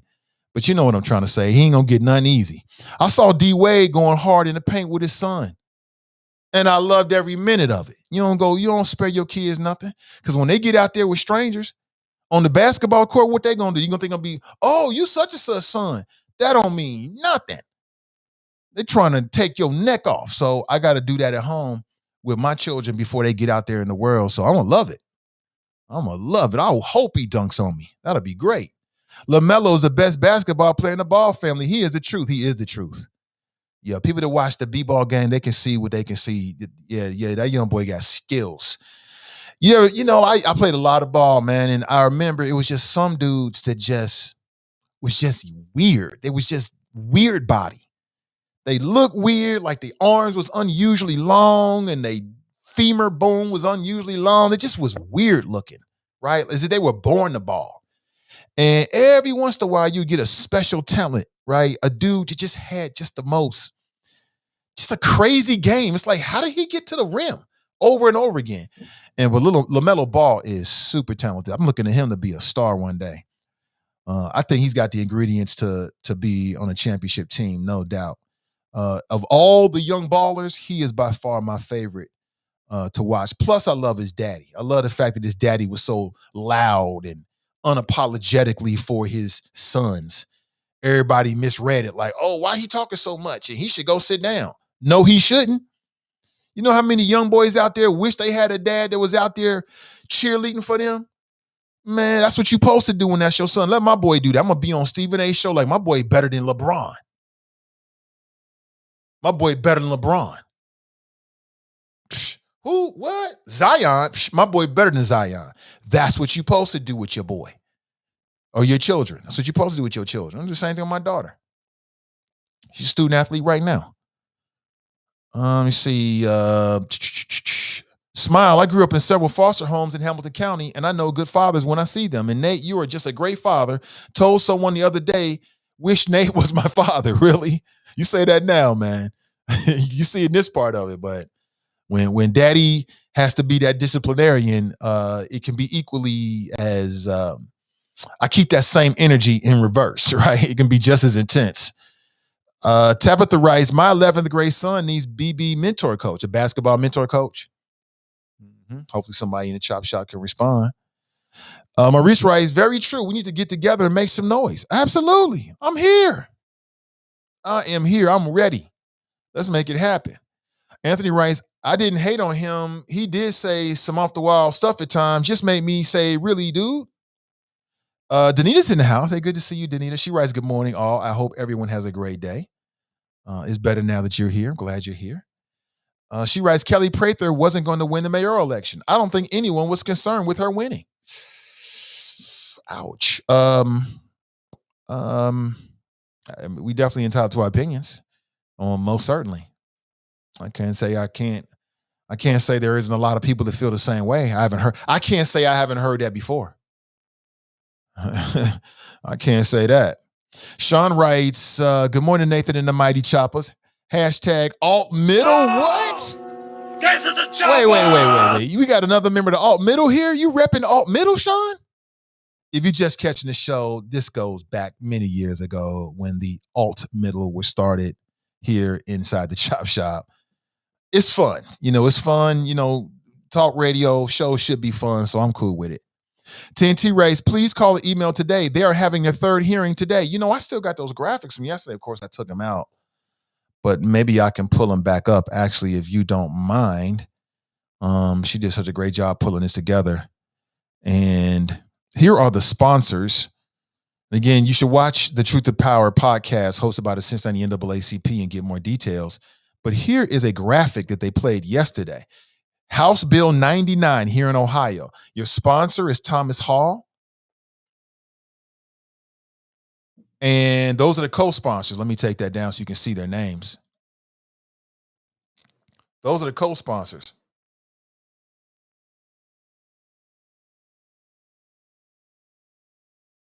Oh, okay. Yeah, we can make that happen, man, for sure.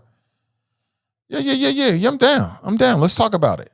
But House Bill 99 is a proposal that would give teachers in the state of Ohio the right to be armed in the classroom. Now, I've had dealings with teachers in the state of Ohio, and I've seen it both ways. And I think the majority of the experiences I've had have been overwhelmingly positive. But I've had a couple of experiences in Cincinnati Public Schools with teachers that I wouldn't trust with a water pistol, let alone a real firearm. I've had experiences with teachers that have something wrong with them. Something is not right with them. I've had to check teachers. I had to check a black male teacher. Everybody's like, oh, we want black male teachers. My daughter got her first black male teacher. Great things, overwhelmingly, she said about him. We had an incident with this black male teacher where she is now, Walnut Hills High School. And I had to check this black man in the administrator's office because he was on some dumb ish. And I'm still pissed about it to this day. And people need to know you shouldn't play with people's kids. You don't play with nobody's kids like that because you change the game completely. All bets are off when you're dealing with people's kids. So I do not trust teachers to be armed. That is not their job. We don't need teachers to be armed. All that's going to do is open the door for somebody to get shot that don't deserve it. That's it. So there it is. Those are the co-sponsors. Again, this the NAACP, the Cincinnati NAACP is sounding the alarm on that. So I want to make sure you know about what's going on. Dale writes, have you played the situation in South Carolina with the military white dude? I have not, but I do know, I am aware of the situation and the reaction from the community. As a matter of fact, it's funny you said that. I was just looking at the video again this morning before the show started. And if you don't know, this happened down in, as he said, South Carolina, where a young black man was harassed by a white man. And basically, dude was trying to tell him to get out the neighborhood on some get out the neighborhood type ish. Y'all see this? I'm searching for the video right now. As soon as I find it, I should have tagged it just for future reference. But as soon as I find it, I'll put it up and we can discuss. He's pushing on this dude. I'm not trying to be all tough from it. I don't need to act like that. But I'm just saying that there are some people out there that will they will punch your clock for less than that. There are some people out there that will punch your clock for way less than what I saw that man doing. Way before you even get to pushing somebody, you'll be on the ground. And so I thought that dude was he was a punk to me, in my opinion, for what he was trying to do to that young black man. And basically they was telling him to get off the street. And I'm like, why does he have to get off the street? And it was like this whole mob mentality, right? Let me see if I can find this for you. Apparently, this is this is a U.S. Army sergeant. Yeah, I got the video right here. Hold on. Let me see if I can pull it up for you. Y'all might find this interesting if you haven't already seen it. He was telling him, you don't belong here and all this other kind of stuff. I'm like, wait a minute, who are you to tell me where I belong, bro?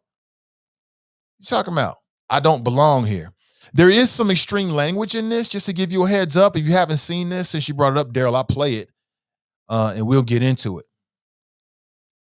This is a real B&H customer story. Jack and Barbara, professional wildlife photographers.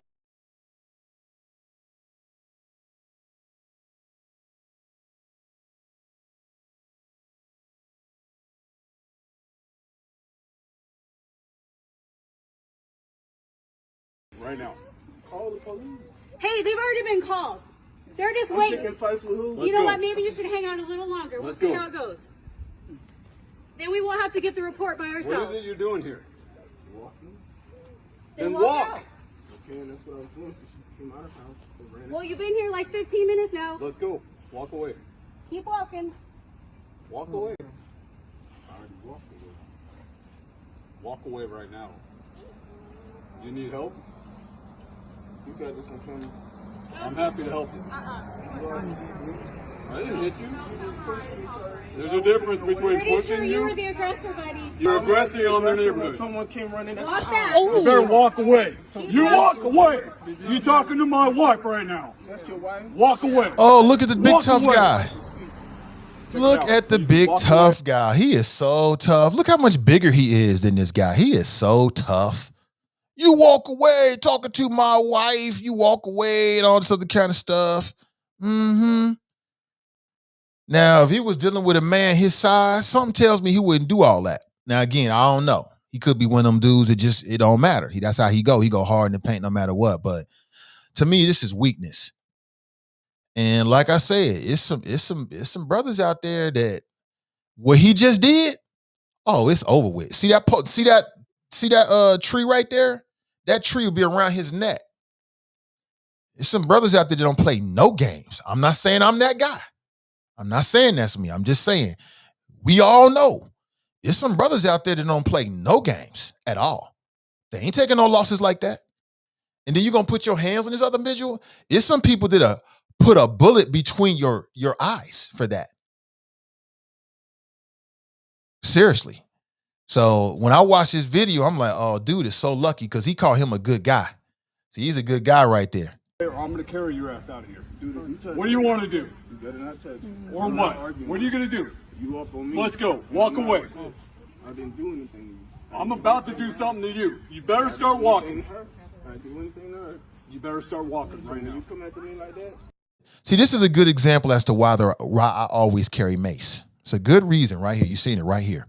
Because there's some situations that you don't want to take it to a lethal level, but I will say it again. I will burn the eyeballs out of your socket. I will leave you choking on your own vomit.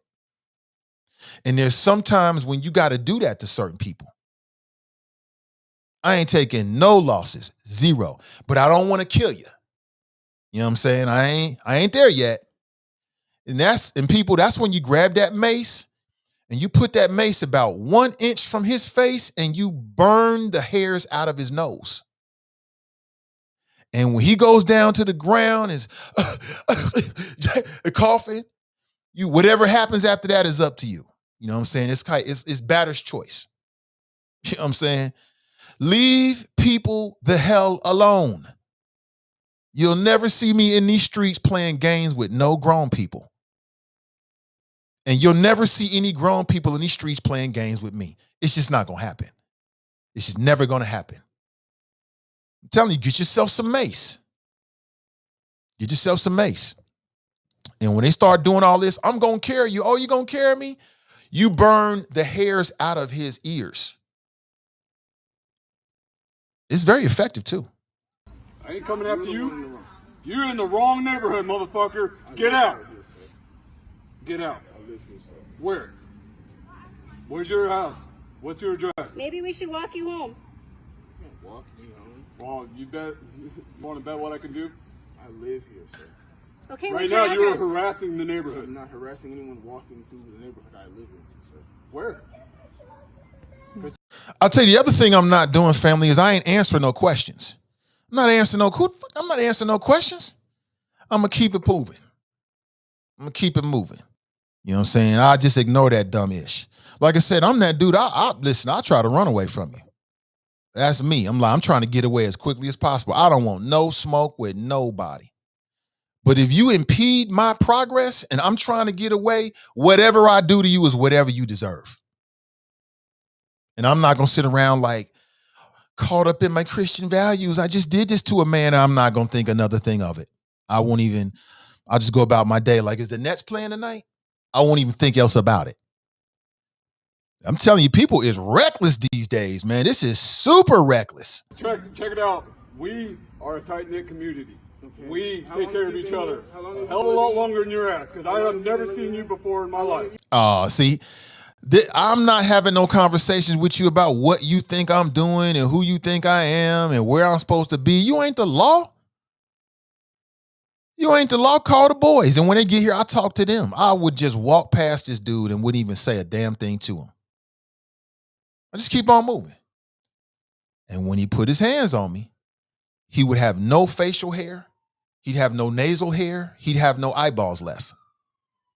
I would try to burn the retina off of his eyeballs. I mean that on my kids. I mean that to death. That's why get yourself, ladies, fellas, get yourself some mace. Put it in your pocket. Put it in your pocket for situations just like this. You don't need a pistol for this. This is light work. Just hit them with that mace, and you'll be amazed how all of a sudden things change. You've been living here. That's Why none does of that your even business. matter to you? How long have you been It living doesn't here? matter. You know what? Get the hell out of my face. You've been Get out of my living here. face. You walked up to me. Check it out, motherfucker. I ain't playing with you. Playing? Oh, he ain't playing. Look at, oh my God. Oh, he is so tough. You either get your ass moving or I'm going to move you. You smell drunk. You want to bet? You are drunk. I'm about to show you what I can do. I would suggest You better walk away. Walk away. Walk away. I'm walking. You keep following me, sir. There's only one way out of here. It's right over there. There's multiple ways out of here, sir. You want to bet? Walk away. Now, I'll be honest with you. I do have the kind of personality. Hey, they've already been called. I will admit, it is one of my frailties. I am the kind of person that if you give me an ultimatum, I'm most certainly going to cross it every single time and twice on Sunday. Don't ever tell me what not to do and what I'm going to do exactly what you told me not to do. I can't live with that. Personally, I can't live with that. I'm telling you, I'm not talking tough. I'm not a tough guy in no way. I'm just telling you. If he told me go that way, I'm going to go the opposite way just to make him do it. I'm just telling you, don't ever give me no ultimatum, because even if it's not the direction I was going in, I'm going to do it anyway. Don't ever do that with me. I'm going to do it anyway. It's the Virgo in me. I don't operate like that. I wouldn't feel good. You talking about lingering with me? That would stay with me longer than if I got into a scuffle with him and had to do something to him. A motherfucker try to tell me to do something and I'm just going to cower down and do it. Oh, hell no. Oh, hell. I don't care who it is and what it's about. It's going to go wrong, and wrong. I mean, come on, man. Leave the brother alone. Let him walk through the neighborhood. Maybe he's just getting some fresh air. Damn. So that happened, right? Well, there was a response from the community. It didn't just end there. Apparently, some members of the community found out about it and they went back to that same place and they posseed up and they started doing protests. And I loved it. They did protests all over the street. Like, where you at now, big tough guy? Like I said, there's some brothers out there that's built for that. Far more than I am. And it's like, what burns me up about that is I feel like people try to read you. They try to read you to see what kind of person you are. Like, oh, I don't think you're gonna do this, and I don't think you do that. And that ain't good. That ain't good. Because it might be your day one day. You never know. That's why I keep telling people, leave people alone. And some of the quietest people out there, when they flip that switch, ain't no stopping. Ain't no please, please, I'm sorry. It's a wrap. So I hated seeing that brother trying to be intimidated. Could you imagine what it might be like back in the 50s and the 60s? Okay, so here's the updated video, right? Where everybody posseed up and went back to the same neighborhood, and here's what happened. Side say Black Lives Matter, other side say it's about us. The side that's pointing towards him say Black Lives Matter. The point what we need to do is normalize black leaders. We need to normalize. He not in his driveway. He kind of on the sidewalk. He all right. He all right. We need to normalize that because I'm gonna tell you why. If we don't normalize that, we're gonna deal with this at the job. Huh? Yeah. Deal with this at the thing. Yeah. How we gonna get opportunity, huh? I'm speaking for this generation right now. Why am I? Come on, bro. Oh yeah. Somebody check public records, see if he was arrested for real. We are the leaders right now. We are the leaders. You feel me? And I'm all in your yard, bro. I'm all on your territory at this point. Come on. We want to talk to you. Talk to us. We just want to talk. We want to understand some things. That's it. No justice, no peace. Honor. What you gonna do? You gonna stay in here every day?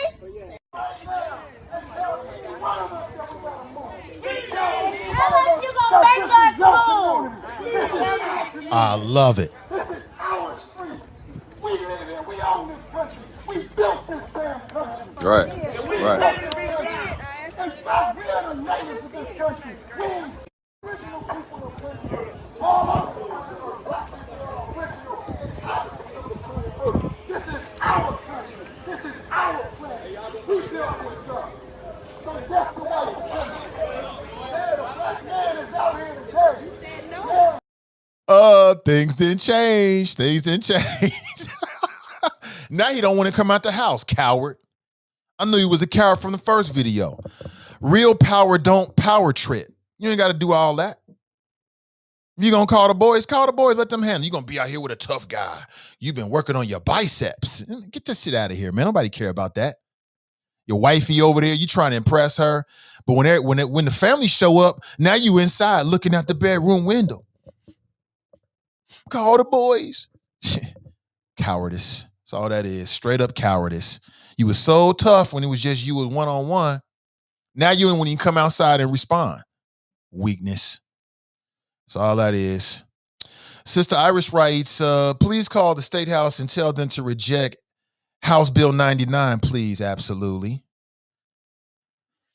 If the teachers are willing and able to properly handle guns, if they may obtain a CCW, should they have it? ?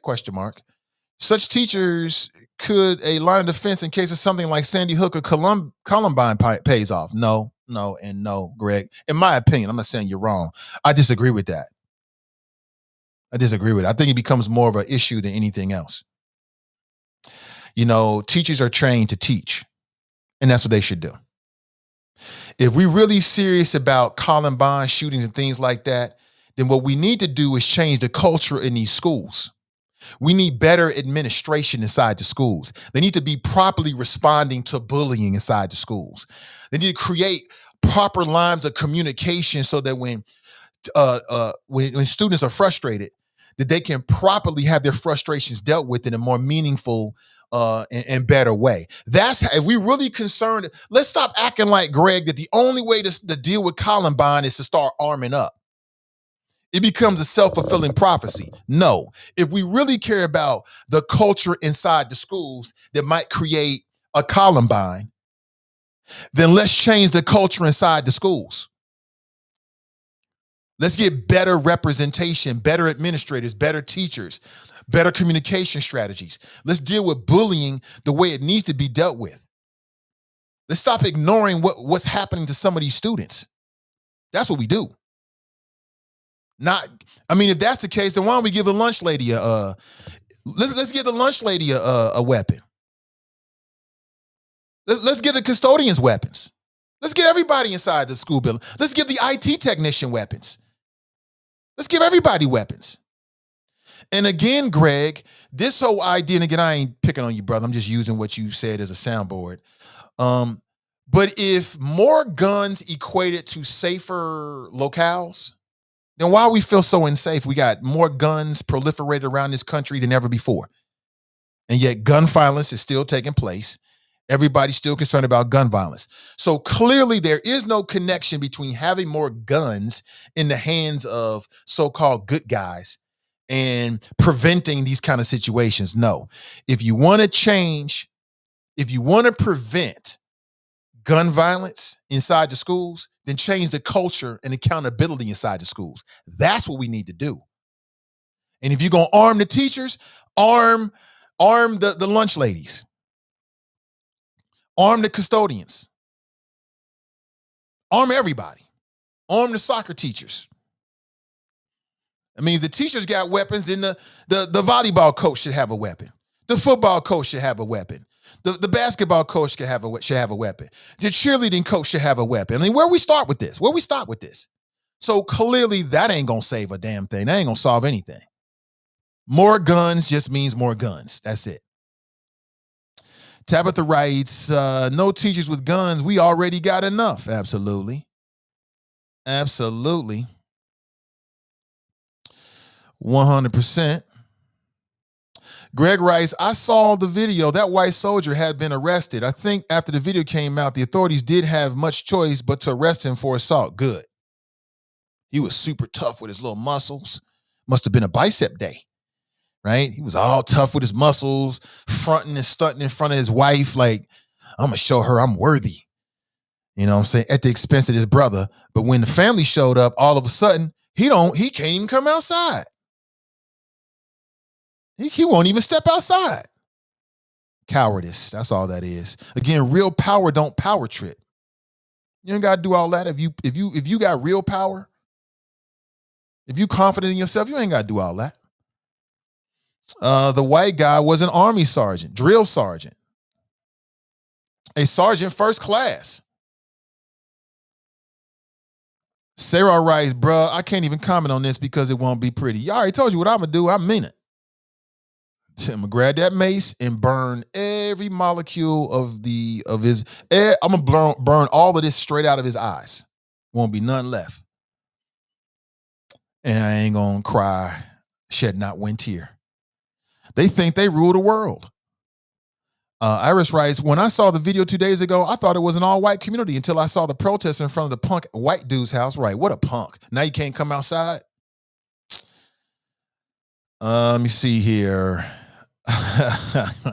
Sarah writes, I'm one of those guys. Absolutely. Good morning to you. Darika writes, good morning, mate. Watching you all the way from Queensland, Australia. Is that right? Okay, well, welcome. Welcome. What's up with in Australia? What's going on?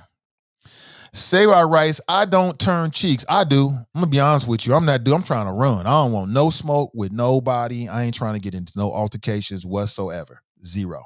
Trying to get away, get back home to the family. That's just my style. I don't want no smoke. Jane writes, Nate, they had a protest in front of his house. He wouldn't come outside. Yeah, we saw. William writes, if this was a stand your ground state, would the young man have been justified in shooting this man? Damn, William Dean, that's an interesting question.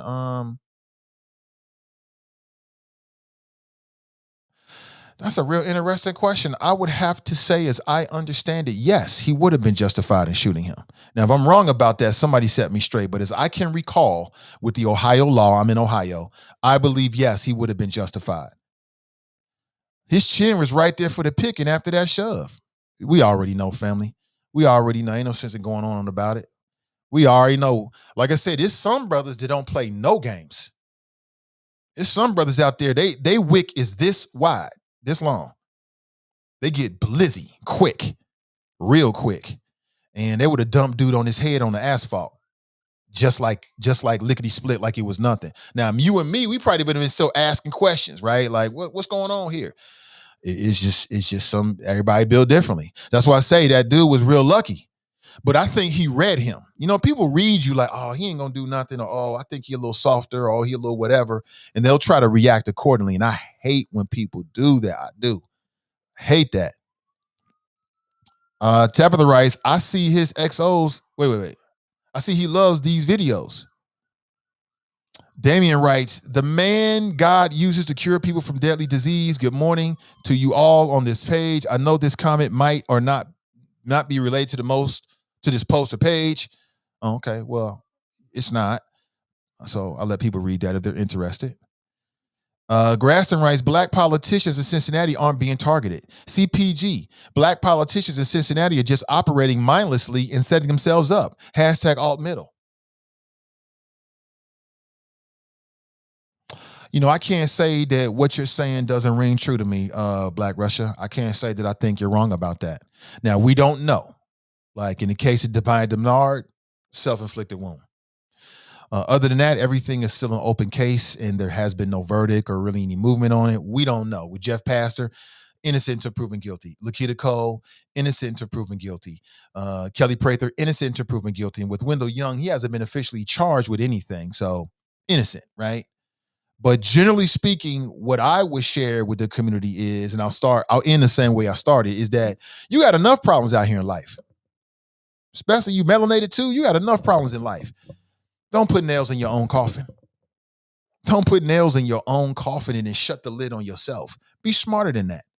And with these PPP loans, be smart. Be smart. Be honest. Be honest at all times. You know you ain't got 5 employees. You know it's just you. Talking about you got 2 or 3 employees. You better stop doing that shit. It's going to get you messed up. You know, just don't fabricate no businesses acting like, oh, I got a business. I've been in business for a year now, right? And you know damn well you haven't been. Because as we can see, they're going to investigate this.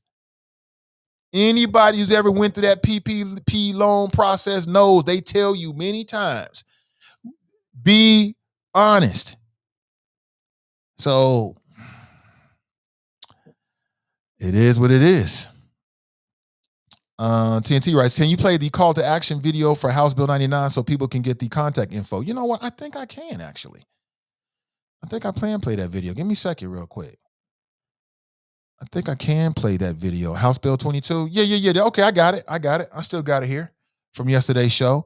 This is a call to action from the Cincinnati NAACP. They're actually putting this out on all social media, and I think it's worth your time. It relates to House Bill 22, okay?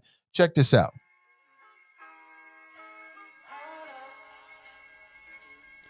House Bill 22 expands the offense of obstruction of justice, and legislators in Ohio is trying to fast-track this bad bill.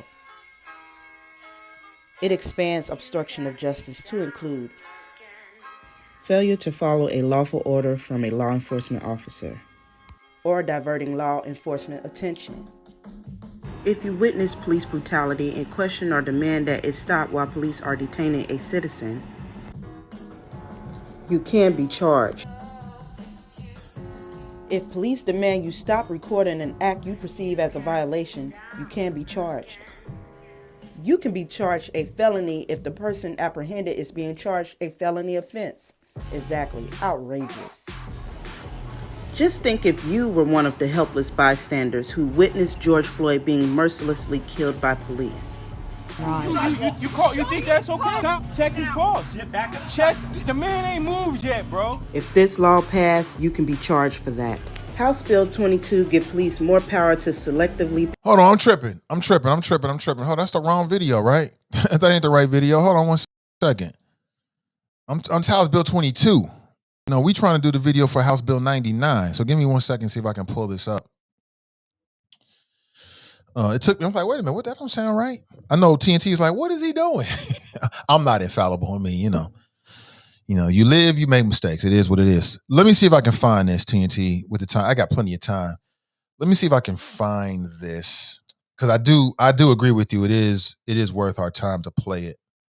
Okay, here it is. Here it is. I'm sorry, fam. I got you watching this for like 90 seconds, 2 minutes. It's the wrong damn video. My bad. All right, check this out. House Bill 99 is the Arming Teachers Bill. House Bill 99 allows teachers to be armed in your child's school without adequate training. Schools are the last place where we need more guns. But these legislators believe our educators should also be armed. So why is this a bad idea? This bill makes our schools less safe.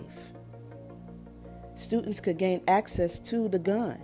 Armed teachers who are undertrained will more likely cause accidental injury or even death to students or themselves. It also places armed teachers at risk of being shot by police during an active shooter pursuit. This bill has no consideration of children already suffering trauma from gun violence. Adding more guns in a safe zone will only add more trauma. Police receive significant hours of basic weapons defense and use of force training. But this bill exempts peace officer level training for teachers. To expect teachers to protect students and make split-second life and death decisions during an active shooting is unrealistic, especially without the training equivalent to law enforcement. The only armed staff that should be on school property are trained resource officers. The American Federation of Teachers are against arming teachers, National Education Association against arming teachers, and a survey found that 63% of parents of elementary, middle, and high school students oppose arming teachers. So what we really want is common sense gun reform laws, red flag laws for those who appear to be high risk, improve mental health and behavioral care for students by investing in critical wraparound services, responsible firearm storage requiring guns and ammunition to be stored and locked away, universal background checks on all gun sales. Arming teachers is a horrible idea and way out of the scope of their principal responsibility to educate. We don't need our teachers to be Rambo. Teachers need to teach. The responsibility of educating the next generation of young, inspired minds is enough. What you can do is call the sponsors of the Ohio House Representatives for House Bill 99 and tell these lawmakers that you oppose House Bill 99 and do not want this bill to ever become law in Ohio. So call the sponsors of House Bill 99, Thomas Hall, Reggie Stosfus, Craig S. Ryder, Bill Seitz, Brian Stewart. Hold politicians accountable. Make your voice heard. Call today. Yeah, excellent video put together, as I understand it, by the Cincinnati NAACP. Shout out to them and TNT for that. You know, it's just very easy to get all the information. And again, I agree. You know, I'm in the process of setting up some of the interviews with some of those individuals and some people on the other side. I want to have the conversation on both sides of it so we can debate the issue here. And I'll let you know when I solidify those conversations. You'll know because you'll see and hear it here on the show and perhaps other shows here with CDM. So, yeah, like I just gave you my spiel on it. You know how I feel about it. You know, if you're really concerned about shootings inside the school, then change the culture in a very positive way. That's what you do. Change it if you're really serious about it. All right. Let me see. Where are we at here? Where are we at? Let me jump inside the chop shop here. Let me see. Okay, so for those advocating guns for teachers, what happens when they make a mistake and kill a child? They'll say, "Oops, my bad." Oops, my bad. That's what they'll say. Hey, what's up, D Greats? Good to see you, man. From South Central. What's up? What's up? What's up, CG Dub? Chocolate Girl Wonder. Good to see you. Never seen Django. Hand over your card, please. I keep telling you, Sam Jackson put on a spectacular performance. The man deserves an Academy Award for that. He played the best house Negro ever. He put all his skills to play in that. And people overlooked at it because of the N-word and the fact that I think Quentin Tarantino directed it. And it's like, why should a white guy direct a movie and they use the N-word so gratuitously? I get it. But backing away from that and just looking at that character, it was almost like he was an extension of the slave master play. What was it, Candyland? What I liked about the movie at the basic end of it is that it was a black hero story. Django is a black hero story. You have your protagonist, Django, played by Jamie Foxx. And what is he trying to do? See, that movie did something that was very rare in movies. People got caught up with, some people so caught up with Quentin Tarantino. He keep using the N-word in all his movies, but he makes dope ass movies. Jackie Brown was dope as hell. Sam Jackson was dope in that as well as Ordell Roby. Dope, super dope. But back to Django. What was so interesting and compelling to me about Django to this day, and something that's very, very rare, is that what was the plot of Django? You had this black man trying to save his black woman. He went through all that hell to save a black woman. That is rare in action movies. It's rare in an action movie where you have a black protagonist and he goes through hell. He going through hell and high water to save a black woman. That's very, very rare. You tell me how many movies is like that. I'm not saying there's none, but you tell me how many movies is like that. That's rare. And the sum total of our culture becomes subliminal in terms of the value. Part of the reason our culture teaches us to fetishize and value white women in part through popular culture. In the sum total of all these movies, you have a movie where the protagonist, usually a white guy, he will fight the Yakuza. He'll fight goblins and dragons. He'll go to hell and back to get his woman. 20, 30, 40 years of watching that shit, it has an impact on you in terms of who you value. You want to know why we don't value black women? Because our culture don't. And that's one reason why I still like that movie, Django. He went through all that hell to save his queen.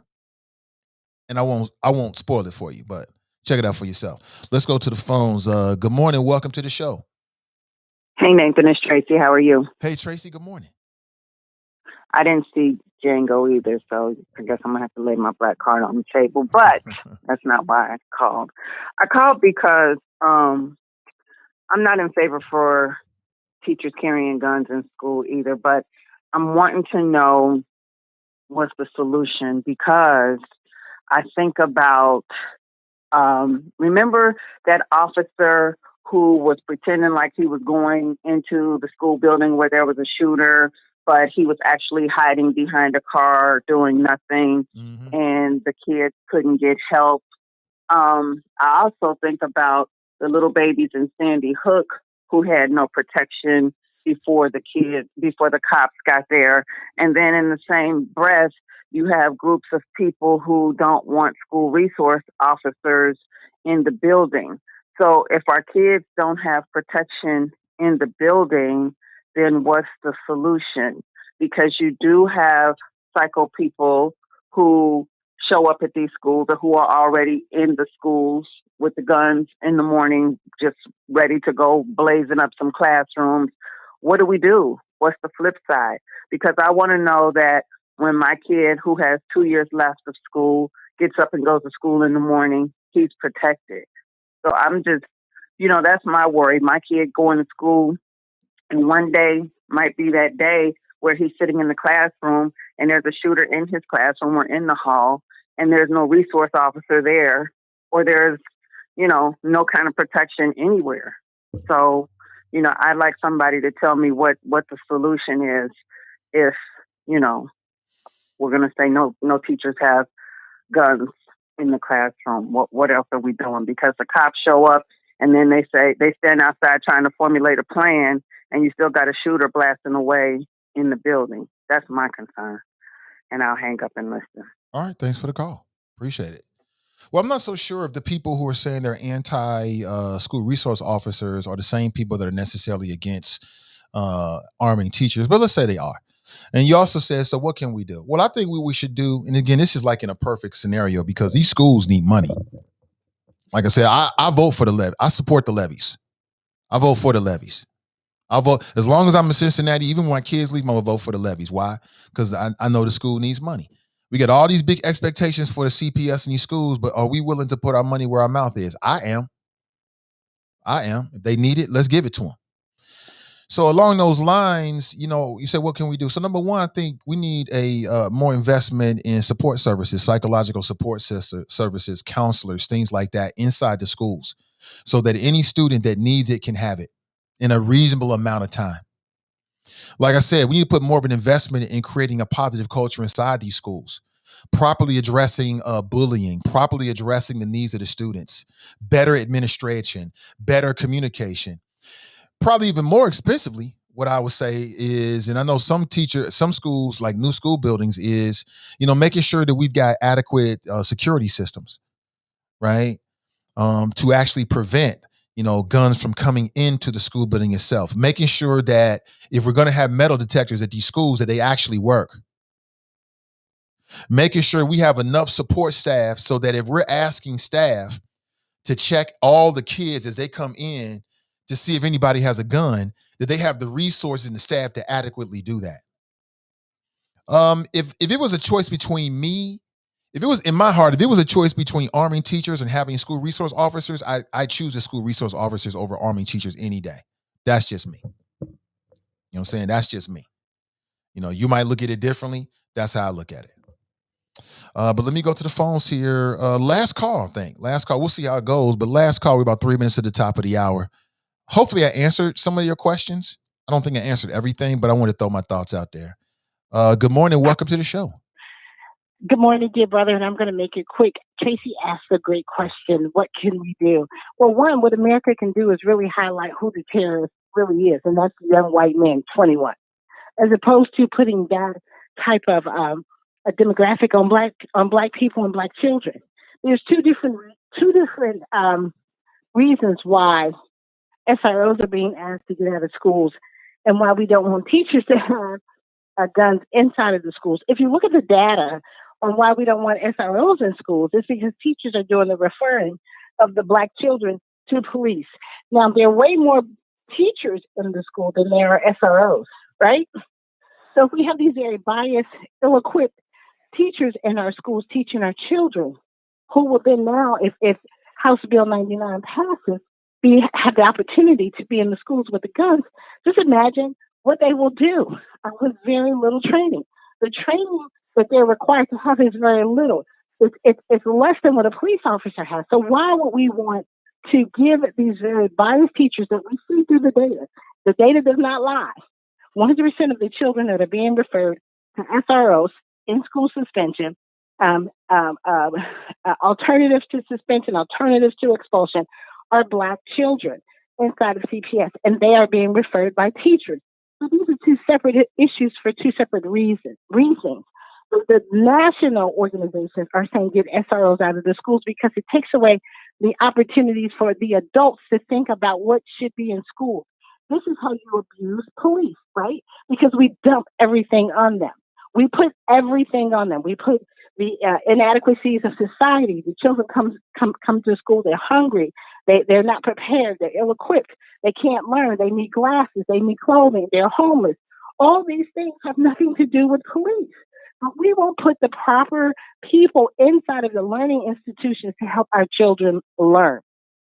The reason why teachers shouldn't have that is because they're not equipped to make these pivotal decisions. They can't pivot. So if, Junior Sunshine comes in and he's having a bad day, as 5 or 6 year olds we do, teacher might pull a gun on him. Who wants that? That is crazy. And all of this is being funded and paid for by taxpayers. So, Tracy, you asked what we could do. We could push America to really begin to identify who the domestic terrorist really is. And it is the young white male, 21 years of age. Now, if we did that, if we studied that, and if we targeted them for what they do, it would take the responsibility off of us for being the victim and then the solution person as well. So I just wanted to offer that into your conversation, Brother Nate, this morning, because this is serious. House Bill 99 is problematic for all of our children, no matter where they go. So those are my 2 cents. That's something America needs to do right today. Stop putting it on us. Our children are not going into the school shooting up with AKAs or whatever it is, AR-15s, whatever those semi rifles and machine guns and killing up 20 and 30 kids. These are younger white males.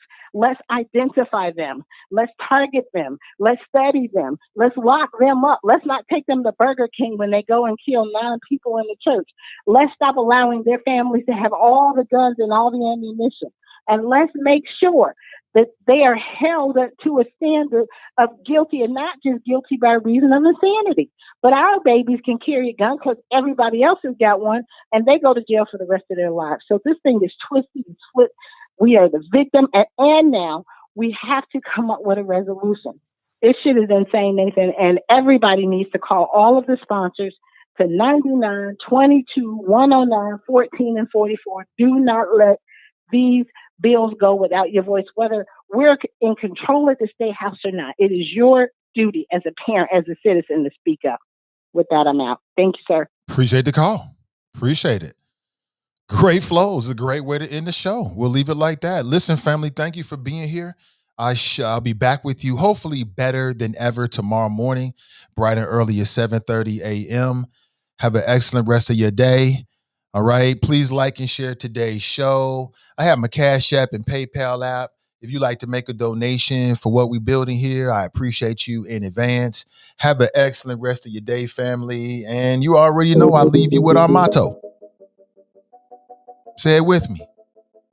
Winners focus on winning, and losers focus on winners. So stay focused and stay winning, and we'll talk real soon. I'm Nate Ivy, and I'm out.